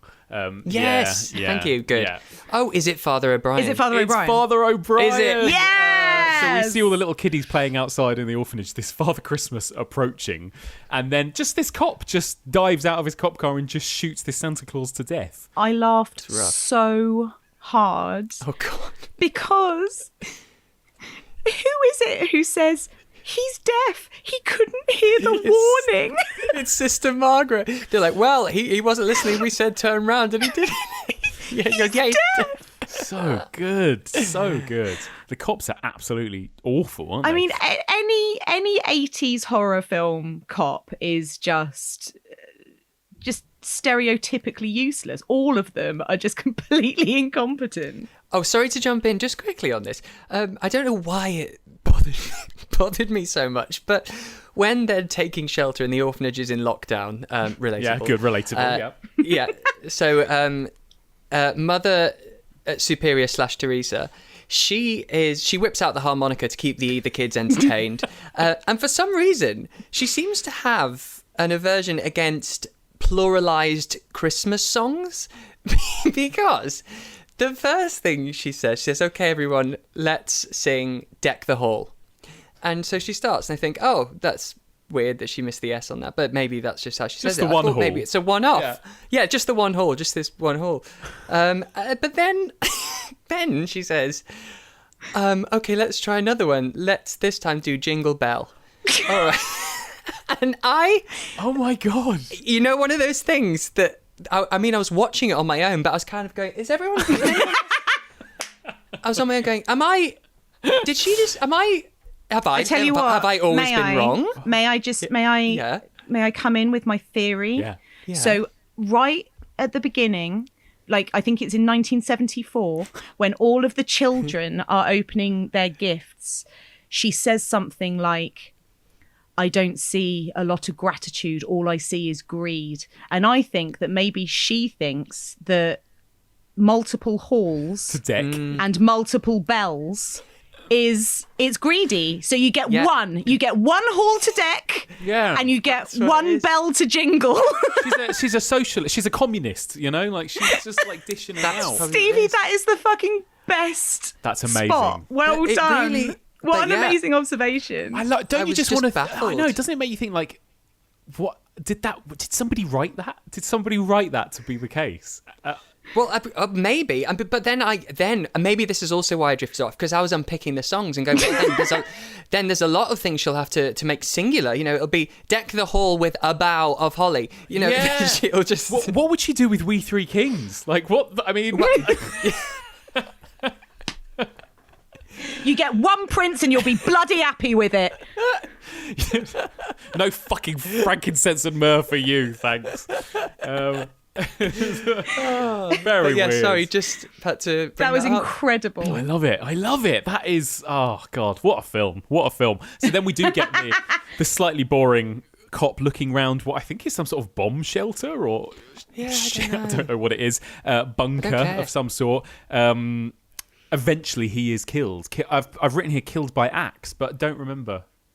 Oh, right. I think I was unpicking Christmas songs. You were looking up Christmas lyrics at this point, being like, what? Guys, do you know trying what? To unpluralize everything. I don't have a note about this either. I think literally the three of us switched off. Oh, I have one note. It says axe to chest, but it doesn't say who that is. Well, that's it. It's that guy from the really long, Well, there you go. long sequence. But who knows? Right. Who knows? So we're already up to 12 kills. A big body count. Big body count in this. Wowzers. And finally, then we get to the final showdown, and only one kill remains. Does anyone remember the final kill of Silent Night, Deadly Night? Of course. It's our boy Billy. It's Billy. It's Billy. So Billy walks in. Well, the little kid opens the door to let Billy into the orphanage, and there's that kind of really ridiculously long slow motion scene as Billy is coming towards, I think, the Mother Superior with the axe, right? And they really, really eke that out until he's eventually shot from behind by a cop who finally killed the correct Santa Claus. And kill enough Santas, eventually you'll kill the right one. Yeah. And his final words, he says, Santa Claus is gone. I had to rewind it because I thought he said Santa Claus is God to begin with. And I was like, that's I wasn't sure what he said at all. profound So I'm glad you final told line. me. Santa Claus is God. And then drops dead. It's like, wow. But it's Santa Claus is gone. So Billy dies, and then we get that beautiful final little shot of little brother Ricky just saying naughty. Oh, sure. The evil is now transferred into him, right? Yeah. He is, to be fair, he is fuming. Like, that look on his face, he is absolutely apoplectic about what has just happened to Big Brother Billy. Yeah, I mean, this is why there are so many sequels to this film, because there's so much childhood trauma. Unbelievable. So there you go, and that's the 13 kills. It's a good, solid. I mean, like we said, barely any lull, right? It's pretty dense with trashy fun. I kind of love it. What a film! What a film! Yeah. Can I just ask, Mike? You did watch the sequel, right? Do you want to just quickly touch on that? Oh my the first sequel, God. anyway. So there are 4 sequels and a remake, right? So there are 5 original Silent Night, Deadly Night, and then, like you mentioned, Stevie, there was a remake in 2012 that stars Malcolm McDowell. Yeah, I've not seen that. His accent's terrible. I just remember that. So part 2 is about Ricky, and it's one of the worst things I've ever seen, and it really does have like a kind of cult following. Like, some people love it, and it's one of those kind of so bad it's good type, movies. But the problem, the thing I felt really sort of exhausted with is that literally the first 45 minutes of the second film is just flashbacks to the first film. So it is Ricky, who himself is now a hunky adult man in a mental institution, telling his doctor why he is in a mental institution, basically. And he's like, let me tell you my story. We begin in 1971. I was like, you fucking kidding me? And it goes through the whole first film. Where do you think I got my synopsis from, mate? 45 minutes of just watching clips from the film that I had literally watched the day before. I was like, you kidding me? Shit. And then we go to some actually really fun, stupid stuff in the second half. But by that point, it had already lost me. I was like, no, this is... There's nothing worse. And this happens a few times, doesn't it, Stevie, in like horror franchises where they'll spend one film with like flashbacks to other films, It's a cheap, that happens trick, a lot. I hate it. I think even in some of the Exorcist sequels, I think maybe the second one, The Heretic, there's a lot of that. And just a lot of them do it. It's cheap. Hate it. And you've got the footage. The Friday the 13th films do a lot of it, don't they? Like, well, they like often... to at the beginning, the opening, they like to recap. Yeah, there's often like a first 10 minutes of like previously on Buffy the Vampire Slayer. Yeah, it's great. But at least they condense it to about 5 minutes, not half the running time of the film. This was literally half the running time of the film, so it made me very cross. But I've not, and that's it. I'm not going to go beyond part 2 now. But Stevie, have you seen any of the sequels? Do you remember anything about any of the sequels? The thing is, I probably have. I can't remember. I couldn't remember Silent Night, Deadly Night anyway. So things mush into one. But I do remember number 5, Silent Night, Deadly Night, The Toy Maker, I think, which stars Mickey Rooney, who previously had slammed the first film, and he was almost part of the outrage sort of gatherings. Love it. But he ended up joining the cast of the 5th one, which is about a man who makes toys that kill you. So it's literally, the ties are tenuous, if any. It's only part 2, and then I think part 3 that is about Ricky, and then Right. it goes off into random other Yeah. storylines. The part 2 also has a moment that has become really iconic, where the killer Ricky shouts "garbage time" or "garbage day." I think it's "garbage day" before he kills a bin man. I don't know if you guys have heard of that. That's like a really, That's fucking brilliant. really iconic moment. That's like It sounds like a good gift. a lot of it's been gifted to death, and like I put on whatever, Twitter or somewhere, that I was watching part 2, and loads of people just commented being like, "Garbage day, I love that film." I don't know. Sweet. Not worth it, in my There you opinion. go. Not worth it. But there you go. So that was Silent Night, Deadly Night. I mean, I don't know about you guys. I might make that my new Christmas annual watch as well. It's Fucking great. It's gone onto the list. Yeah. 100%. Absolutely, that's annual now for me. And there is a really fun documentary on YouTube. It's only 45 minutes long that you can watch, a retrospective with all the creatives. And one last little fun fact for you to take us out. So Robert Brian Wilson, who is the guy who played Billy, wasn't an actor at all. Shocking. I just think it's right, but it's just a little bit of a creepy story, I think. So he was in Palm Springs with his girlfriend, who's now his wife, actually, and they were just having dinner. And towards the end of their dinner, this guy walked over and said, "Excuse me, are you an actor?" And he was like, "No." And he went, "Well, I've been observing you all evening, and you definitely have the chops." And so that was one of the producers. And so then from that, he ended up being part of the film. So a creepy guy told him, "I've been watching you from afar all evening, and I think you'd be a good actor." I've been observing you all evening, and if there's one thing I've noticed, it's the serial killer Santa vibes that you've been Right. giving off. And So I thought I'd close us out with that fun, creepy fact. thanks, mate. That is creepy as fuck. Yeah. The film industry is so fucked up, isn't it? It really is. I know. There's some dark stories there. So there you go. That was Silent Night, Deadly Night from 1984. So we're going to skip ahead then to 2015 to talk about Krampus.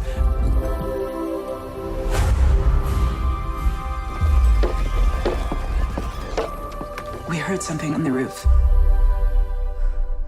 The hell's this? Saint Nicholas is not coming this year. Instead, a much darker, ancient spirit. Those are hooves. Elk or a goat? What kind of goat walks on its hind legs? His name is Krampus. He and his helpers did not come to give, but to take.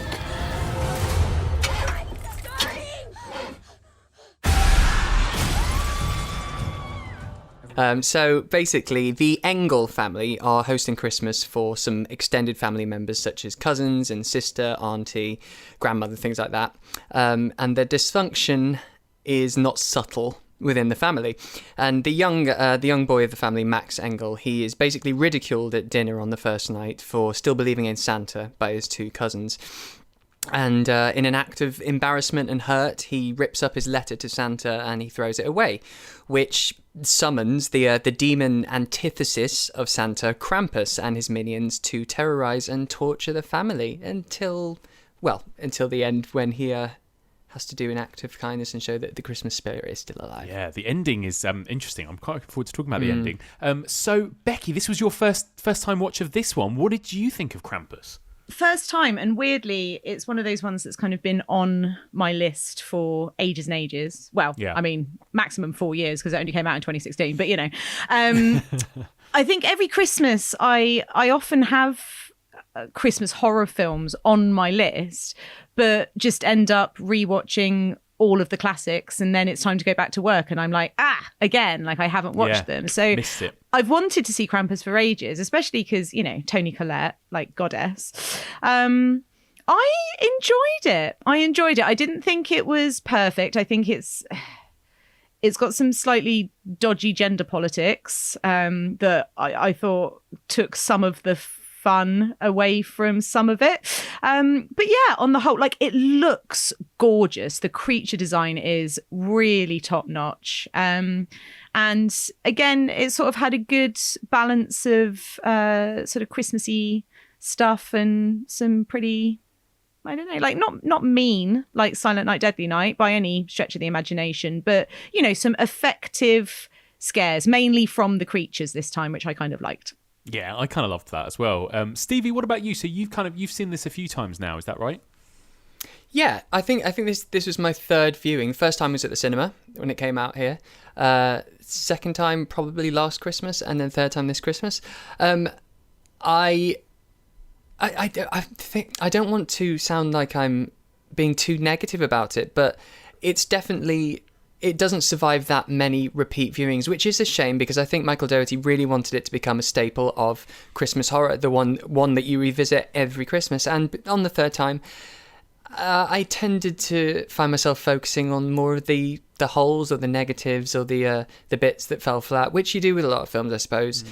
So, I mean, it wasn't as enjoyable this time. I still got a lot out of it because I'm obsessed with the design of a lot of it, and I actually got to watch what I enjoyed more than anything this time is because I got the Blu-ray, is watching the making of and getting to see the creation of all these things. So that for me was even more enjoyable than the film this time around. But it's a fun, festive frolic. Yeah, I agree with you. I've seen it twice, and it's kind of both times I kind of thought, yeah, it's fine. It's fun. I don't know whether 10-year-old me would have thought this was like the coolest film ever. And it is one of those films, like, I don't know. I mean, Becky, you've interviewed Joe Dante, right? I feel like this film owes a lot to Joe Dante. I think it's one of the few modern films that straddles that sort of child-friendly horror, but is still sort of nasty enough for adults to enjoy it, but you feel like it would be kind of accessible to a family as well, in a way, right? And it feels like that is something we talk about a lot with 80s films and 90s films, kind of Spielbergy, Joe Dante type era.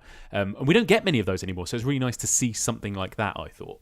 Definitely. And I think especially, with the creatures, because what I really like about it is that it's not, even though it's called Krampus, and obviously the kind of root of the legend or the fairy tale that is kind of at the bottom of this film is Krampus himself, which is he's a kind of old fairy tale type kind of festive demon, European, and what I like is that they kind of expand that out and you get all of the other little really creepy like the elves with their creepy masks and that fucking clown, whatever the fuck that is. I was the Jack in the Box. I was not the okay. Jack in the Box. I was not okay with that. And like the weird owl guy.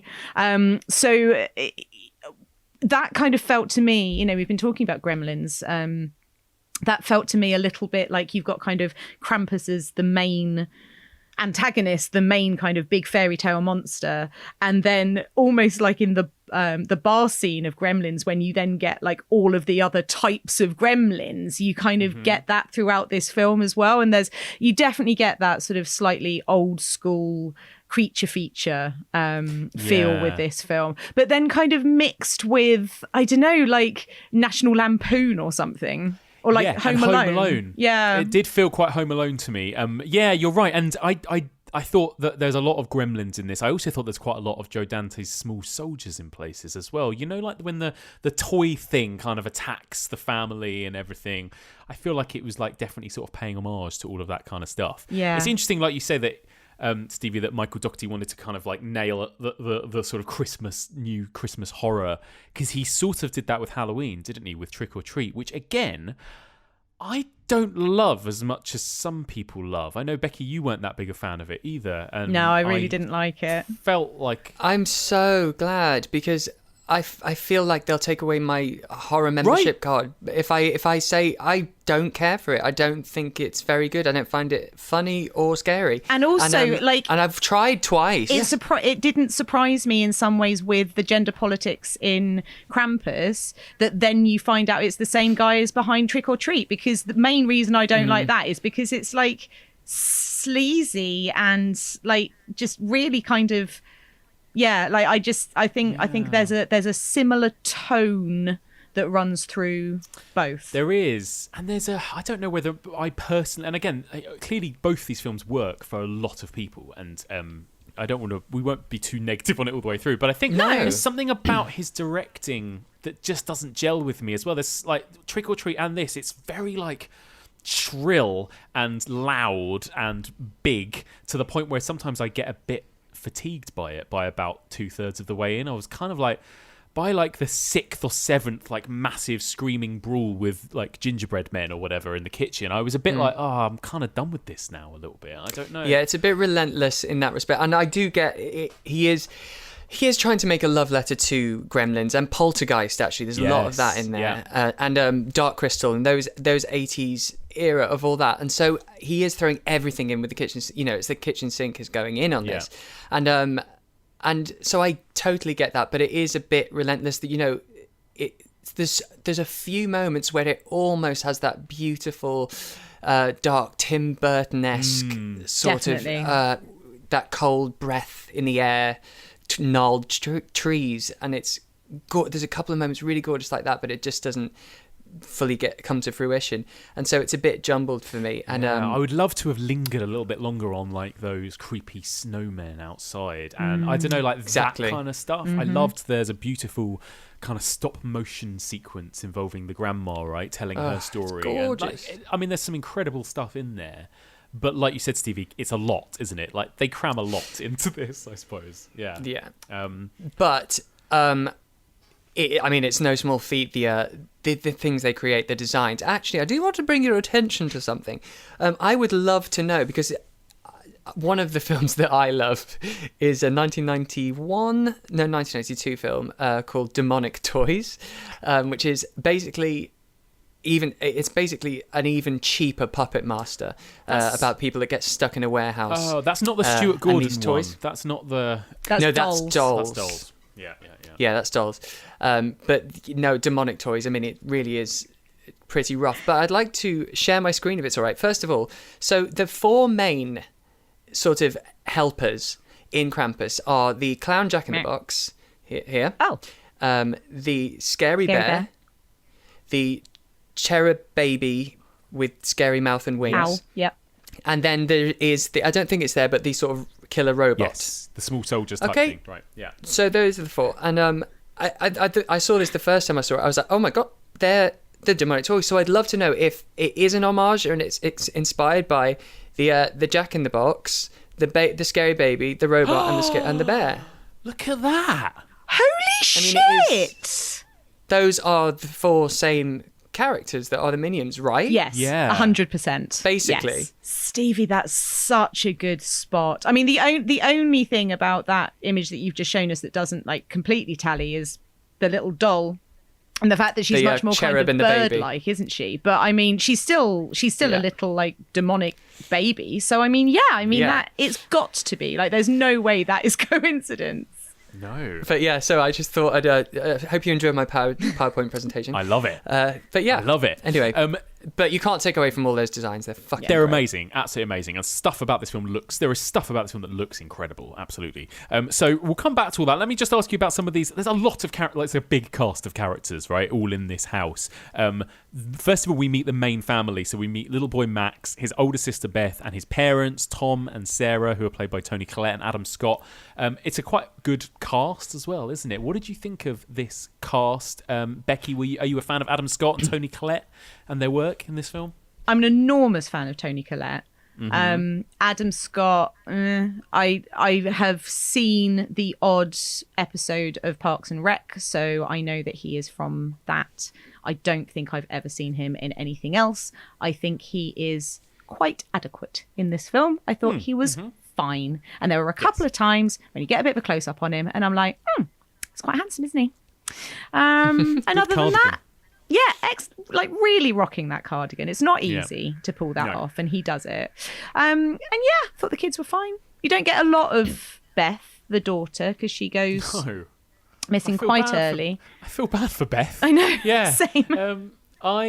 Well, no one else in the film seems to, so no, I know. It really pisses me off. I'm always a bit sad that Toni Collette, who obviously is amazing and is still brilliant in this, but I wish she had more. Like, especially, maybe it's now watching it again post Hereditary. I was just like, I'd love to see Toni Collette do a bit more in this. Like, she does get kind of relegated to the back. It feels a little bit more like it's about the two dads, right? Oh, it's so much about the two dads, and like the women in this are There's even points when Uncle Howard, very butch, masculine, trad mask Uncle Howard.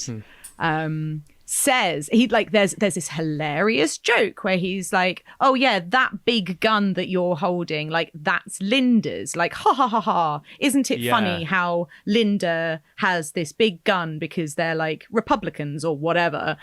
And then she never gets anything to do. Like, even though, you know, they are obviously a couple because they have these kind of shared interests in like hunting and like firearms and all of that kind of stuff. And there's jokes and kind of allusions made to that. She then still gets to be only the mum who is like rewrapping the presents and looking after the baby. And again, with Toni Collette, like you're 100% right. Like there are moments in this film where she just shines. Like, you know, she can pull a facial expression and blow everybody else off of the screen. She is unbelievable.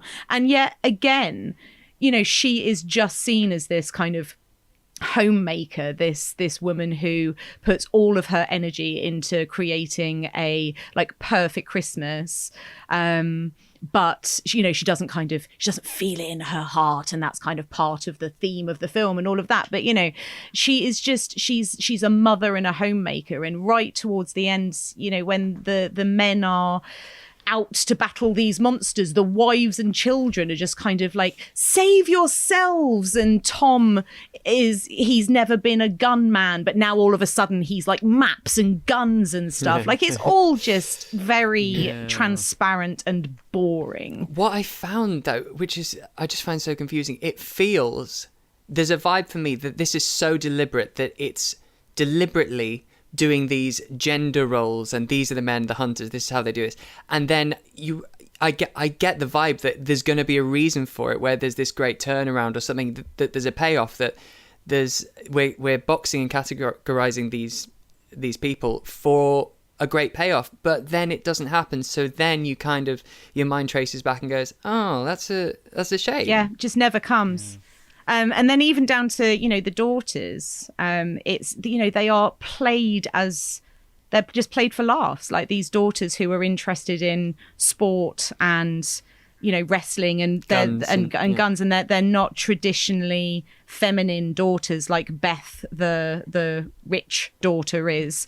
And so it's played for laughs. The fact that their names are Jordan and Stevie and they're Butch, and Dad always wished that they were sons and stuff. And it's like, well, actually, it's completely legitimate that these girls like sports and wrestling. Like, but you're right, Stevie, like you kind of think, oh, you give it the benefit of the doubt, like, oh, well, this is going to come round to something. There's going to be something about the spirit of Christmas and everybody kind of playing their part and accepting everyone as how they want to be and all that. And it just never comes. And so you're just like, oh, okay, so that was kind of shallow and disappointing. No, I think that is the main problem with, I mean, it sounds like I hate it, and I don't at all. You know, it is a fun frolic, but I think it's a film that's constantly setting up and never paying off. Also, are we going a bit harder on this than Silent Night? I mean, surely all of these gender problems and worse are there in Silent Night, Deadly Night, right? No, I think you'll find, Mike. I think you'll find that I explained that the tits in Silent Night, Deadly Night were thematic. Yeah, they were thematic. Yeah. They were contextual. Yeah. So sorry, I'm not sure if you missed when I explained that to you earlier. I think you bring up a valid point, and I think it is just the expectancy that something made exactly. later. It's 1984 versus 2016, and it's got fucking Toni Collette in it. Like, do better. Yeah, you're absolutely right. And if anything, I just think if I was directing a film with Toni Collette, I'd give her more. Like, don't waste your opportunity of having Toni Collette star in your film as well. Fuck yeah, she'd have all the guns. Yeah, I tell you what I did love though. I tell you what I did love, the Aunt Dorothy. I thought she was fun. Great. Aunt Dorothy's amazing. I love her no bullshit approach to everything. Brilliant. Didn't really like children, just wanted to get pissed. I could relate to her. Again, I thought, because I love to look for Black Christmas references everywhere, didn't you think she was a bit like Mrs. Mac from Black Christmas? Mm-hmm. I thought she was just like the alcoholic house mother in that as well, that she even looked like her. But again, she kind of, I wish she'd gotten more to do. Like, she disappears by the second half of the film pretty much as well, which was a bit of a shame. But we will be more positive on this film. I have got lots of good things to say, honestly. Yeah, okay, good. Yeah. So the story goes, obviously, like, we kind of already gone through it, but the other side of the family arrive. This made it feel really Home Alone-y to me, in quite a nice way, because I love Home Alone, but just that idea of that, like, massive rowing family at Christmas, all under one roof, was kind of fun. And then, of course, Max angrily rips up his note to Santa after he's hideously bullied and humiliated at the dinner table, and throws his little note out the window, which is then what pretty much summons Krampus, right? So suddenly this blizzard appears and these creepy snowmen, and all of the power goes out in this town. And that was really cool, right? I loved that kind of foreboding atmosphere at that point as Krampus is approaching. And then from this point onwards, it's pretty much like non-stop action and horror, right? As soon as things kick off. Beth is the first to go, isn't she? She sort of ventures outside, and we get that little glimpse of Krampus on the roof. What did you make of that sequence? I was genuinely shocked when she gets kind of like eaten under the truck, because you know she goes out to see like boyfriend Derek, and then you get this I thought really effective kind of reveal of the monster with the like I just love the design of Krampus. So he's got, you know, these huge kind of curling horns and this sort of hunchbacked, you know, chain dragging, like hoofed guy. Like I love all of that, and I love that at first you see him kind of in the distance on top of a roof, so he's just got that really kind of distinctive silhouette. And then once she's hiding under the, I think it's like a UPS truck, isn't it? And it's all like hooves and close up, and then you get the first creepy Jack-in-a-Box situation. Honestly, like I don't like clowns at the best of times, but there were a couple of moments in this film with those Jack-in-a-Boxes and clowns that were just quite the other side of okay for me. But I was shocked. I was shocked that, you know, quite so early, this kind of young, like, and she hadn't even, you know, Beth hadn't been set up as like a mean older sister and stuff. You know, when they're at the dinner table, she's sort of trying to kind of talk Max down and like don't rise to it and all of that, and like she just wants to go and see her boyfriend. She hasn't sort of thrown a big tantrum about it as you might expect, and you know she asks if she can go, and she's allowed to go, and so off she sort of tramps into the blizzard. And then you just basically see her getting like, I don't know, sort of sucked under this truck by this evil Jack-in-a-Box. Shocked. I was shocked. Yeah, I find it slightly disappointing because it sets up a tone that then again I don't think quite carries on, because then you've got silly gingerbread men, sort of Shrek characters around, and I wanted it to be a bit more gruesome originally, but you know, for what it's trying to be, I totally get it. But I'd love to see a blood splatter. Did you guys know anything about Krampus before seeing the film, like the folklore? Like, because obviously this is a thing that's like apparently even predates Christianity, right, Stevie? It's like this like really, really old thing. I actually knew in my ignorance nothing about Krampus. I don't know a lot as a character. Yeah, it's a sort of 17th. The main sort of character or folklore is from 17th century Bavarian culture about this. They made the antithesis to Santa Claus. You know, this is what happens to naughty kids. You don't get Santa, you get Krampus. He comes and he ties you up by your feet with chains and drags you down to hell. Basically, this horrible thing. But then there's research that suggests it actually goes back sort of pagan or even pre-Christ, that there was always this demon called Krampus who just picked on naughty kids. And actually, there's a theory that they created Santa as the antithesis to Krampus. Cool. So that's a fun little. I mean, you know, there's various ideas about it, but yeah, I think it's very cool that it does a lot of the same things as Santa Claus does, but in a kind of hostile way. So like it makes you realize like the idea of Santa Claus is this like guy who invades your home and comes down your chimney and steps into your bedroom at night on Christmas Eve could be like twisted into something really, really dark. And I kind of love that. And he brings presents. Yeah.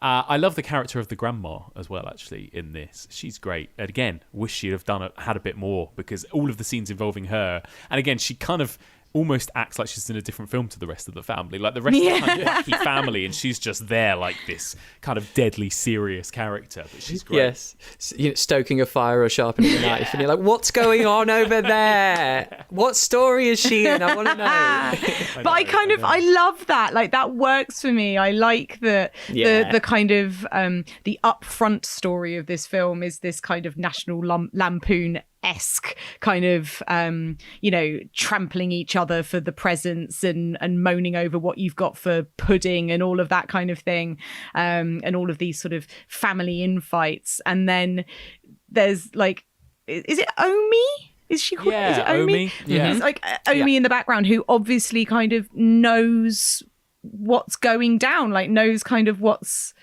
possible to happen. And I like that. I like this kind of vibe of the she's sort of the archetypal like elder, isn't she, who's kind of been there, seen it, done it, and it sort of tries warning them and the warnings are ignored. I don't know, she is great, and I love that she, for the majority of the film, like, she only speaks German. I love that it's really only Tom and Max who can kind of communicate with her, and she's obviously gone through this thing when she was younger with Krampus, and is so now like so kind of desperate to make Christmas special for the family, which I feel like in some ways, that is sort of the, I don't know, traditional like grandmotherly role. Like they want to sort of just make sure that everyone's fed and happy, and if you've got enough cookies and all of that sort of thing. And I like that hers kind of just comes from like not just from being a grandma, but from this like deeper, darker place of like, she knows what goes down if you don't have the Christmas spirit. It's so good, yeah. She's awesome. So we get to the film then kind of becomes like a sort of siege thing, doesn't it? Where it's like, and I felt a bit sorry for Beth, that I know that the two dads do attempt to go after her, but then they come back and they're like, no, that's it. Leave Beth. Let's not worry about it. Let's barricade. They suddenly just barricade themselves in the house. It's and I was shocking. Like, and also not only do they not find her, they go to the boyfriend's house where she's meant to be, and it is trash. The chimney is ripped open, the door's off the hinges, things are smashed up, and they go home and they don't actually pass on the information to anyone else. And then they all just go have a nice little sleep in the lounge. Yeah. If your daughter is missing in a blizzard, someone's broken, you're screaming constantly. You're running to the nearest village, even if it takes 8 hours. It just made me really feel bad for her. And also, it made me kind of dislike everybody. Yeah, I know. And again, like, Toni Collette's character was very much like, no, I'm not staying here, let's go get Beth. And then they kind of go, no, we can't. And then she just kind of goes, okay. And I was a bit like, really? She's gone. That is it? And then the next thing, they're all just asleep. Like you said, they're all having a little slumber party in the living room. Then we get the moment where, I've put here on my notes, Augustus Gloop Kid is pulled up the chimney. It's very Roald Dahl, isn't it? So Roald Dahl, yeah. Yeah. I liked that scene. I liked the tug of war up the chimney with the evil gingerbread man. That was fun. Yeah, especially because then you see the strength of it, because like nearly 3 of them get swept up it. Yeah. It's great, all holding on to each other's feet. Yeah, and that's one of the moments that I got a real kind of glimpse of Toni Collette's genius is after she's seen like the gingerbread man up the chimney. She comes down and just kind of like, she almost goes catatonic, sort of just staring off, like still. Absolutely traumatized by what she's seen. And that was peak Colette, I thought. It was. She pulls a Hereditary-esque facial expression at that moment as well, of just pure horror as well. It's great. And then this is when it all kind of kicks off, when we go to the pretty soon after this, we go to the attack of the family from all the presents, right? The presents that they received at the beginning that were just left in a sack on the doorstep. Upstairs in the attic, they all start to hatch, I suppose, out of these presents, right? And there's that kind of chaotic moment. Like Gremlins. Yeah, exactly. It's when they go to the attic and there's all the eggs are open. Exactly, it's the Gremlin. It is. This is like the Joe Dante sequence, isn't it? But I'd like. I mean, you mentioned it, Becky, already. But the creature designs here are really cool, right? And the moment when they see the clown Jack-in-the-Box thing has like opened its mouth and it's like gobbling one of the daughters. I think it's Jordan, is it? It's like it's basically been eaten at that point. That's a really cool reveal, actually. I liked that moment. So good. The predator mouth that comes out in sections. Yeah, it's great. Yeah, it's all Weta Workshop, who just do the best stuff. It's amazing. Is it? It's very cool. Yeah, I didn't realise it was. They did like Lord of the Rings, but also everything. They're so good. I'm so lucky. When I was in New Zealand, I got to I get a tour of the Weta Workshop. and I got to go through their animation department, everything. But then they have this one area which is floor to ceiling, all of these puppets and things they've created. It is, I nearly cried. I was going, oh, that's from that, and that's from that, and that's from that, and it's absolutely incredible. I think they really are the best sort of practical effects makers out there. Yeah, and then it does go. I mean, Stevie, is this the part you were talking about earlier that you like less? I mean, it does go into like a bit of a sort of slapstick fight scene now, right, between the family and the toys. There's that sort of scene where the uncle is Howard is like trying to shoot the gingerbread men and all of that stuff. Yeah, in the kitchen. dog eats it. Yeah. I mean, it is really good fun. But I think the first time I watched it, that was the point where I was going, this is the tone. Okay, all right. It's not what I wanted, but I enjoy it. I know fun. what you mean. It's not necessarily as nasty as horror fans like us might want it to be, I suppose. Becky, what did you think of this whole sequence? I love it so much. I knew it. I love it. I am here for little guys who are meant to be cute who turn out not to be cute. I am all over it. This bit gave me a real young Sherlock Holmes vibe. Have you seen it? With the evil little cupcakes and all of the little biscuits and stuff. No. So and I think one of the reasons it kind of really I found it really evocative of that was because they've got a nail gun and they're sort of shooting all of the nails at Uncle Howard. So in young Sherlock Holmes, there's poison darts, which makes them hallucinate. And so little, what's the Dr. Watson? Little Watson gets a poison dart in his like neck or somewhere, and he basically hallucinates all of these like little pastries and cakes and things, all kind of like they open up their little eyes and they all run over and kind of like swarm him and attack. And there was something about this with it being gingerbread men and the fact that they were shooting these nails at Uncle Howard that just I found like really reminded me of that. And I mean, I love this shit. I love like I say, little gingerbread boys. Like I'm into it. Yeah. And again, it's that feeling of like you say, things that are supposed to be cute suddenly being really nasty. Yeah. And I would have absolutely loved this as a kid. I know I would have thought this was like my favorite film ever. And movies like Jumanji and that kind of stuff were my favorites growing up, and it has that kind of tone, doesn't it? Maybe now I wanted it to be more like Puppet Master Littlest Reich or something. Yeah. Well, exactly. I think because I was watching Demonic Toys when I was 6, my expectations started pretty high. So anything less than that, it was a bit of a letdown. And I mean, to be honest, any film that isn't Puppet Master Littlest Reich, I'm a little bit disappointed because I'm like, I'm watching this, which is good, but I could be watching Puppet Master the Littlest Reich. So, it's difficult. You could be watching somebody piss on their own severed head. Exactly. It's always the benchmark. Opportunity missed. It's the benchmark, isn't it? And then... and it does get, again, like quite relentless with how many people perish, right? So we've already lost Augustus Gloop. We've already lost one of the two daughters. And then there is just this moment when all of the kind of like Krampus minions burst into the house and tie up the family and just start snatching them all. They snatch the baby. They snatch the barn. Quick shout out to the strawberry onesie, because that baby... Like, you boys know me, you know that I'm not like super up on like kids and motherhood and all that shit, but this kid, cute. She is adorbs. Yeah. It really is. The face is just, I can't. Yeah.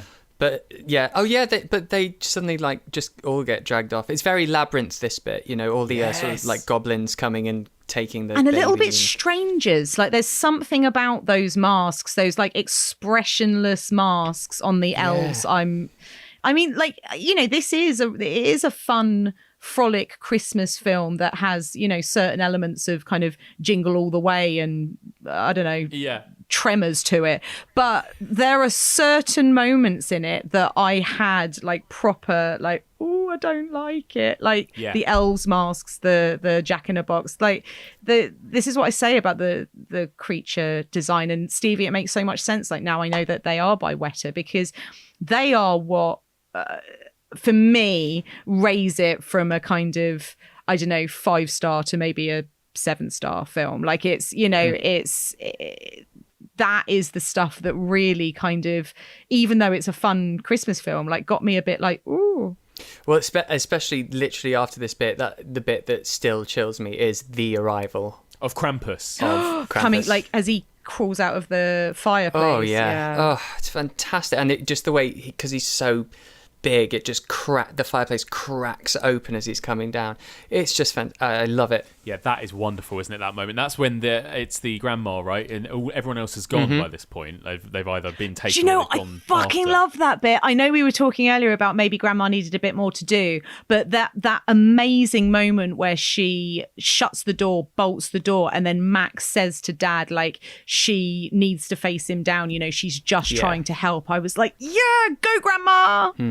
I know, I love that moment, and that is like a highlight for me, because the next sequence, I don't know, it felt weird to me. It almost felt like they were running out of time or running out of money, and they just had to like get rid of a load of people, because all of a sudden we have that sequence where the rest of the family are basically just like sucked into the snow, under, and they're all gone other than just two kids. Yeah, exactly. Yeah, it's Tremors. It is Tremors. Actually, it's great. But again, I remember thinking the first time I watched it, like, oh wow, where is this going? You know, like, how are they all going to be rescued? Because this child, almost their entire his child's just watched his parents be killed, essentially, and everyone in his family, and we've just got those two kids left in the sort of snowplow at this point, right? And you're just like, how are they going to be able to drive this anyway? Yeah, but also, well, that's true. Is this when Krampus is then having a street party? Straight after this, yes. Yeah, straight after this. So it's just the two kids left, and they can't get the snowplow to work, and then the cousin, is it Stevie, is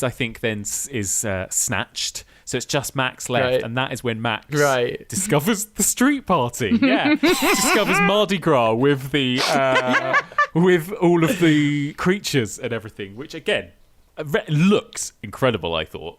Yeah. It's great. But I don't know. I don't really know what's going on anymore at this point, because it's just action, and well, he needs to face him. How does he know where to find him?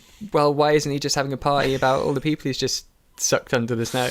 Yeah. Okay, right, let's do that. Fuck it. Just sort of partying around a big blazing inferno, right? A big pit into the underworld. I love the hell sled. I'm a big fan of, like, again, this upending of the Santa Claus Father Christmas thing. Like, you get those kind of the demon reindeer, and then there's like really sort of messed up, like, monstrous imagery on the sled. So whether, you know, Stevie, like you say, with the legend, whether this is a kind of inversion of Father Christmas or vice versa, but I loved this image of just like sled from hell. Yeah. Me too, actually. It's very cool. And again, like, I remember, again, legitimately not really knowing what's going to happen and how this is going to end and how is it going to be a happy ending at this point. And the little kid kind of has that kind of, like, sweet Christmas movie moment where he realises what he's done. He realises how much his family mean to him, and he cries, and there's the little tear. Krampus kind of, like, wipes his tear, and the little kid says sorry.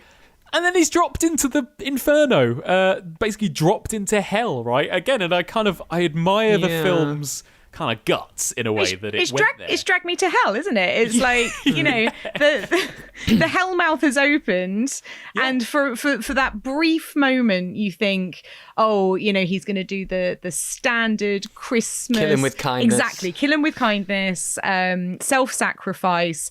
Yeah. Oh, I take it back, you know, just bring them all back and you can have me. And you think for the briefest moment that maybe Krampus is into this idea and he's like, oh yeah, all right. And then everybody starts laughing and poor little Max just gets dropped into the hell mouth anyway. I'm Num Shabai. Yeah, it's pretty cool. And then we get that kind of really cool ending, I think, which again I think does a good job of sort of having its cake and eating it, doesn't it, for a film that is maybe wants to be accessible enough that you could kind of see it as a slightly peaceful, happy ending, but also with a really kind of nasty undercurrent to it, right? Where Max wakes up, was it all a dream? Everything's gone back to normal. All of his family are there. It's Christmas morning. They get that sweet Christmas morning. They start unwrapping presents. And then Max discovers that creepy ornament. And and then there's like a phrase that suddenly all of the family seem to hear. Like there's a sudden moment, isn't there, when all of the family realise that maybe they're stuck in some sort of hell. And so you assume they all think they had this weird dream? Because I'm going to be honest, I think I'm a stupid person, I'm not sure. I don't know if I get the ending. Because they all see the bell and then like individually all go, oh, I thought I dreamt about that. And then it pulls away and it turns out Krampus has them encased in a snow globe with all the other families he's taken. So are they then bound to live in Christmas Day forever? That's not terrible. If he'd done it on tax deadline day, I'd understand that. That would be awful. But I mean, what happens in their little globe? Well, they just can't leave each other. Think so. Are they each other's punishment? Well, that's what I thought, was that they're stuck together on Christmas, and that is the sort of punishment. What did you make of it, Becky? Okay. So it's funny that you said like when he sort of wakes up and everything's back to normal, because the point is it's not back to normal, is it? Normal was them all fighting at each other's throats and mum and dad being miserable because dad's working all the time, and they don't get on with auntie and uncle and the cousins and all of that. And so it's not that they're back to normal. I think you can tell straight away that there's still something not quite right about this, that it's kind of dreamlike, and you're constantly waiting for the rug to be pulled out from under it, because it's all very, uncle is sort of, hey, champ, thank goodness you're finally up. We thought the sugar plum fairy had eaten you, and let's all open our presents. And it's all sort of very loving and jokey.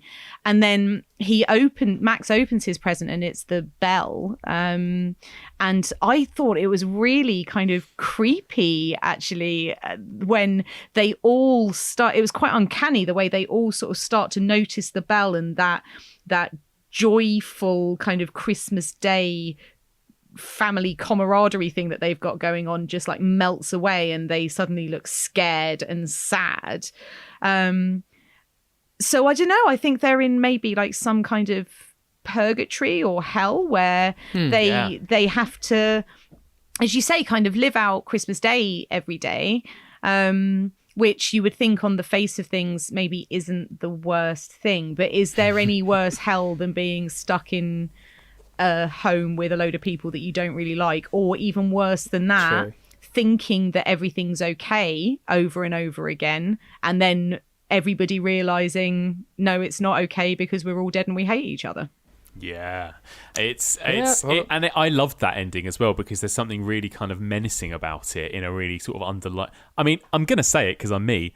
It felt a bit David Lynch to me. I mean, like this idea, this is like the end of Blue Velvet, where you think everything's happily ever after, but there's something off where you think, no, it's fake, it's not real, and there's a sort of darkness underlying it. And isn't really that cool. Just a beautiful metaphor for Christmas Day? Because everybody's always on their best behaviour, and you think, oh, everything's all lovely, but you know that as soon as Christmas is over, everybody hates each other again. Now, I'm not saying that this is my personal experience, because I've always had lovely Christmases, but that's what Hollywood would have you believe. Absolutely. Yeah, no, you're absolutely right. Yeah, I love the tone of that. There is something very strange. And what was it? What was the word that always came up in the Ghost season? Uncanny. Uncanny. There you go. The uncanny. The epitome of the uncanny. It is. There is also an alternate ending which I watched yesterday, where he opens the bell. Oh, it's all the same, and he opens the bell. And people see that he's got a bell, and no one else is fussed by it, except he looks at the grandma, and she raises an eyebrow in a not menacing way, but a sort of told you so way, a knowing way. And it's just him and the grandma, and then it pans out the window into the snow globe. And it didn't have the same impact, so I understand why they got rid of it, because it's everyone suddenly going, something's not right, hang on, something's off here, and it's that realization. So I'm glad they didn't do that. That's interesting, yeah, but it's cool. I mean, I love that kind of quite weird, profound ending for a film like this. It's very cool. And that's Krampus. Is there anything else you guys want to mention on Krampus? Anything we've missed or we skipped over before we wrap up? I'd like to just Rosie the dog. Rosie. Rosie gets some gets some stick at some points in the film, and then she eats an evil gingerbread boy mid-air, which I think is extremely impressive, and then goes into the vents very a la Die Hard, John McClane, to battle the monsters up in Jack in the Box, up in the air conditioning vents. So I just feel like our fallen hero Rosie shouldn't be ignored amongst. No, I think Rosie perished in those vents too, right? I think we heard so. Rosie get it. Yeah, it's a bit like the dog in The People Under the Stairs as well. That's what it reminded me of a little bit. It goes into the walls and then never comes out. Yeah, into the yeah. Sad. One last thing I will say is just about the actual Krampus design itself, which I think is fantastic. But I'm glad I've looked into it a bit more to get a bit more of an explanation about why it doesn't move and things like that. And because it kind of looks like someone who's watched the Ring video, you know, it's like slack-jawed sort of. Yeah, that's creepy. But it turns out, and they don't utilize it, and you definitely don't really see it in the film.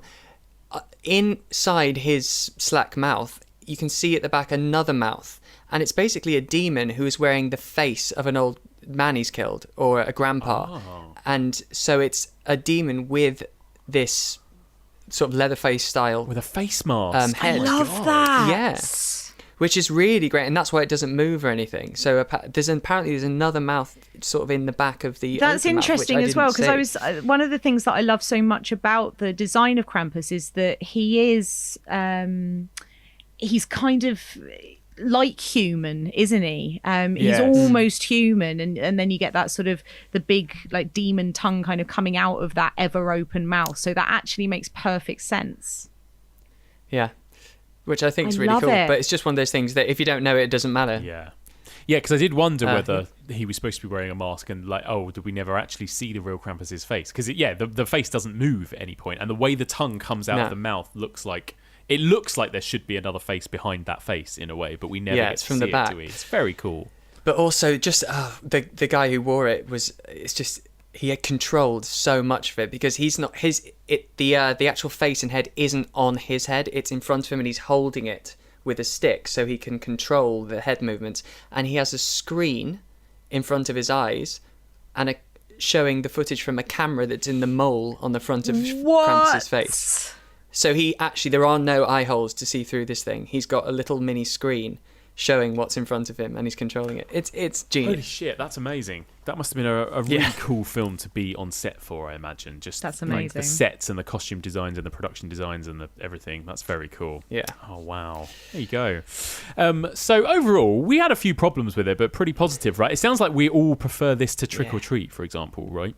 In terms of Michael Dougherty films. Oh, 100%. I will watch this again. I'll absolutely watch it again because it's, for sure. It's festive. It's festive, isn't it? And it's fun, and it's got Toni Collette in it. So, what are you going to do? Love it. Well, there you go. We're all done until, the next seasonal slasher film comes along, which I reckon might be Valentine, right? Valentine's Day. Mm-hmm. Oh, we do My Valentine and My Bloody Valentine. That is what I was thinking. We already discussed it between the three of us, didn't we? I think we were thinking 80s slasher My Bloody Valentine, 90s slasher Valentine. Nice. Yeah. Which, amazingly, you'll be surprised to hear, I've seen both of those films. Yes. No way. I know. Oh my God. I also feel like we should squeeze in a little conversation about the remake of My Bloody Valentine as well. Bloody Valentine, yeah. Okay, I haven't seen that, so that will be a first time for me. It's quite fun. Cool. 3D. It's 3D, yeah, exactly. Which, how much we all love 3D films, especially when they're in 2D. Hilarious. Oh, yeah. So, yes. Brilliant. Guys, this has been wonderful. Thank you so much for this festive cheer that you've brought into my life. Stevie, where can people find you and more of your stuff out there in the world? You can find me in your nightmares. and also Mr. Stevie Webb across the platforms. Punish! I don't have anything funny lined up to say, so I'm just going to tell you. I don't think I did it. Bunny Dark on Twitter and Instagram, Becky Dark on Letterboxd. I think that's it. I'm going to go and dive into a pile of gingerbread men, and maybe sleep off the 2 very large glasses of amaretto I've been drinking while we've been recording. Perfect. Nice. Perfect. Guys, thank you and Merry Christmas. Love you. Merry Christmas. Feliz Navidad. Santa's watching, Santa's creeping. Now you're nodding, now you're sleeping. Were you good for Mom and Dad? Santa knows if you've been bad. And that's it for now. Thank you so much for listening, and a huge thank you one more time to my Dream Warriors, Stevie Webb and Becky Dark. So that's it for now. That's it for this year. Hope you enjoyed that little bonus episode. I hope you all managed to have good Christmases, happy holidays. For those of you stuck indoors, we're all here. We're only a message on social media away. Drop me a line if you're feeling shit. If you're feeling lonely, I'm always here. Join us again very soon for another bonus episode of The Evolution of Horror.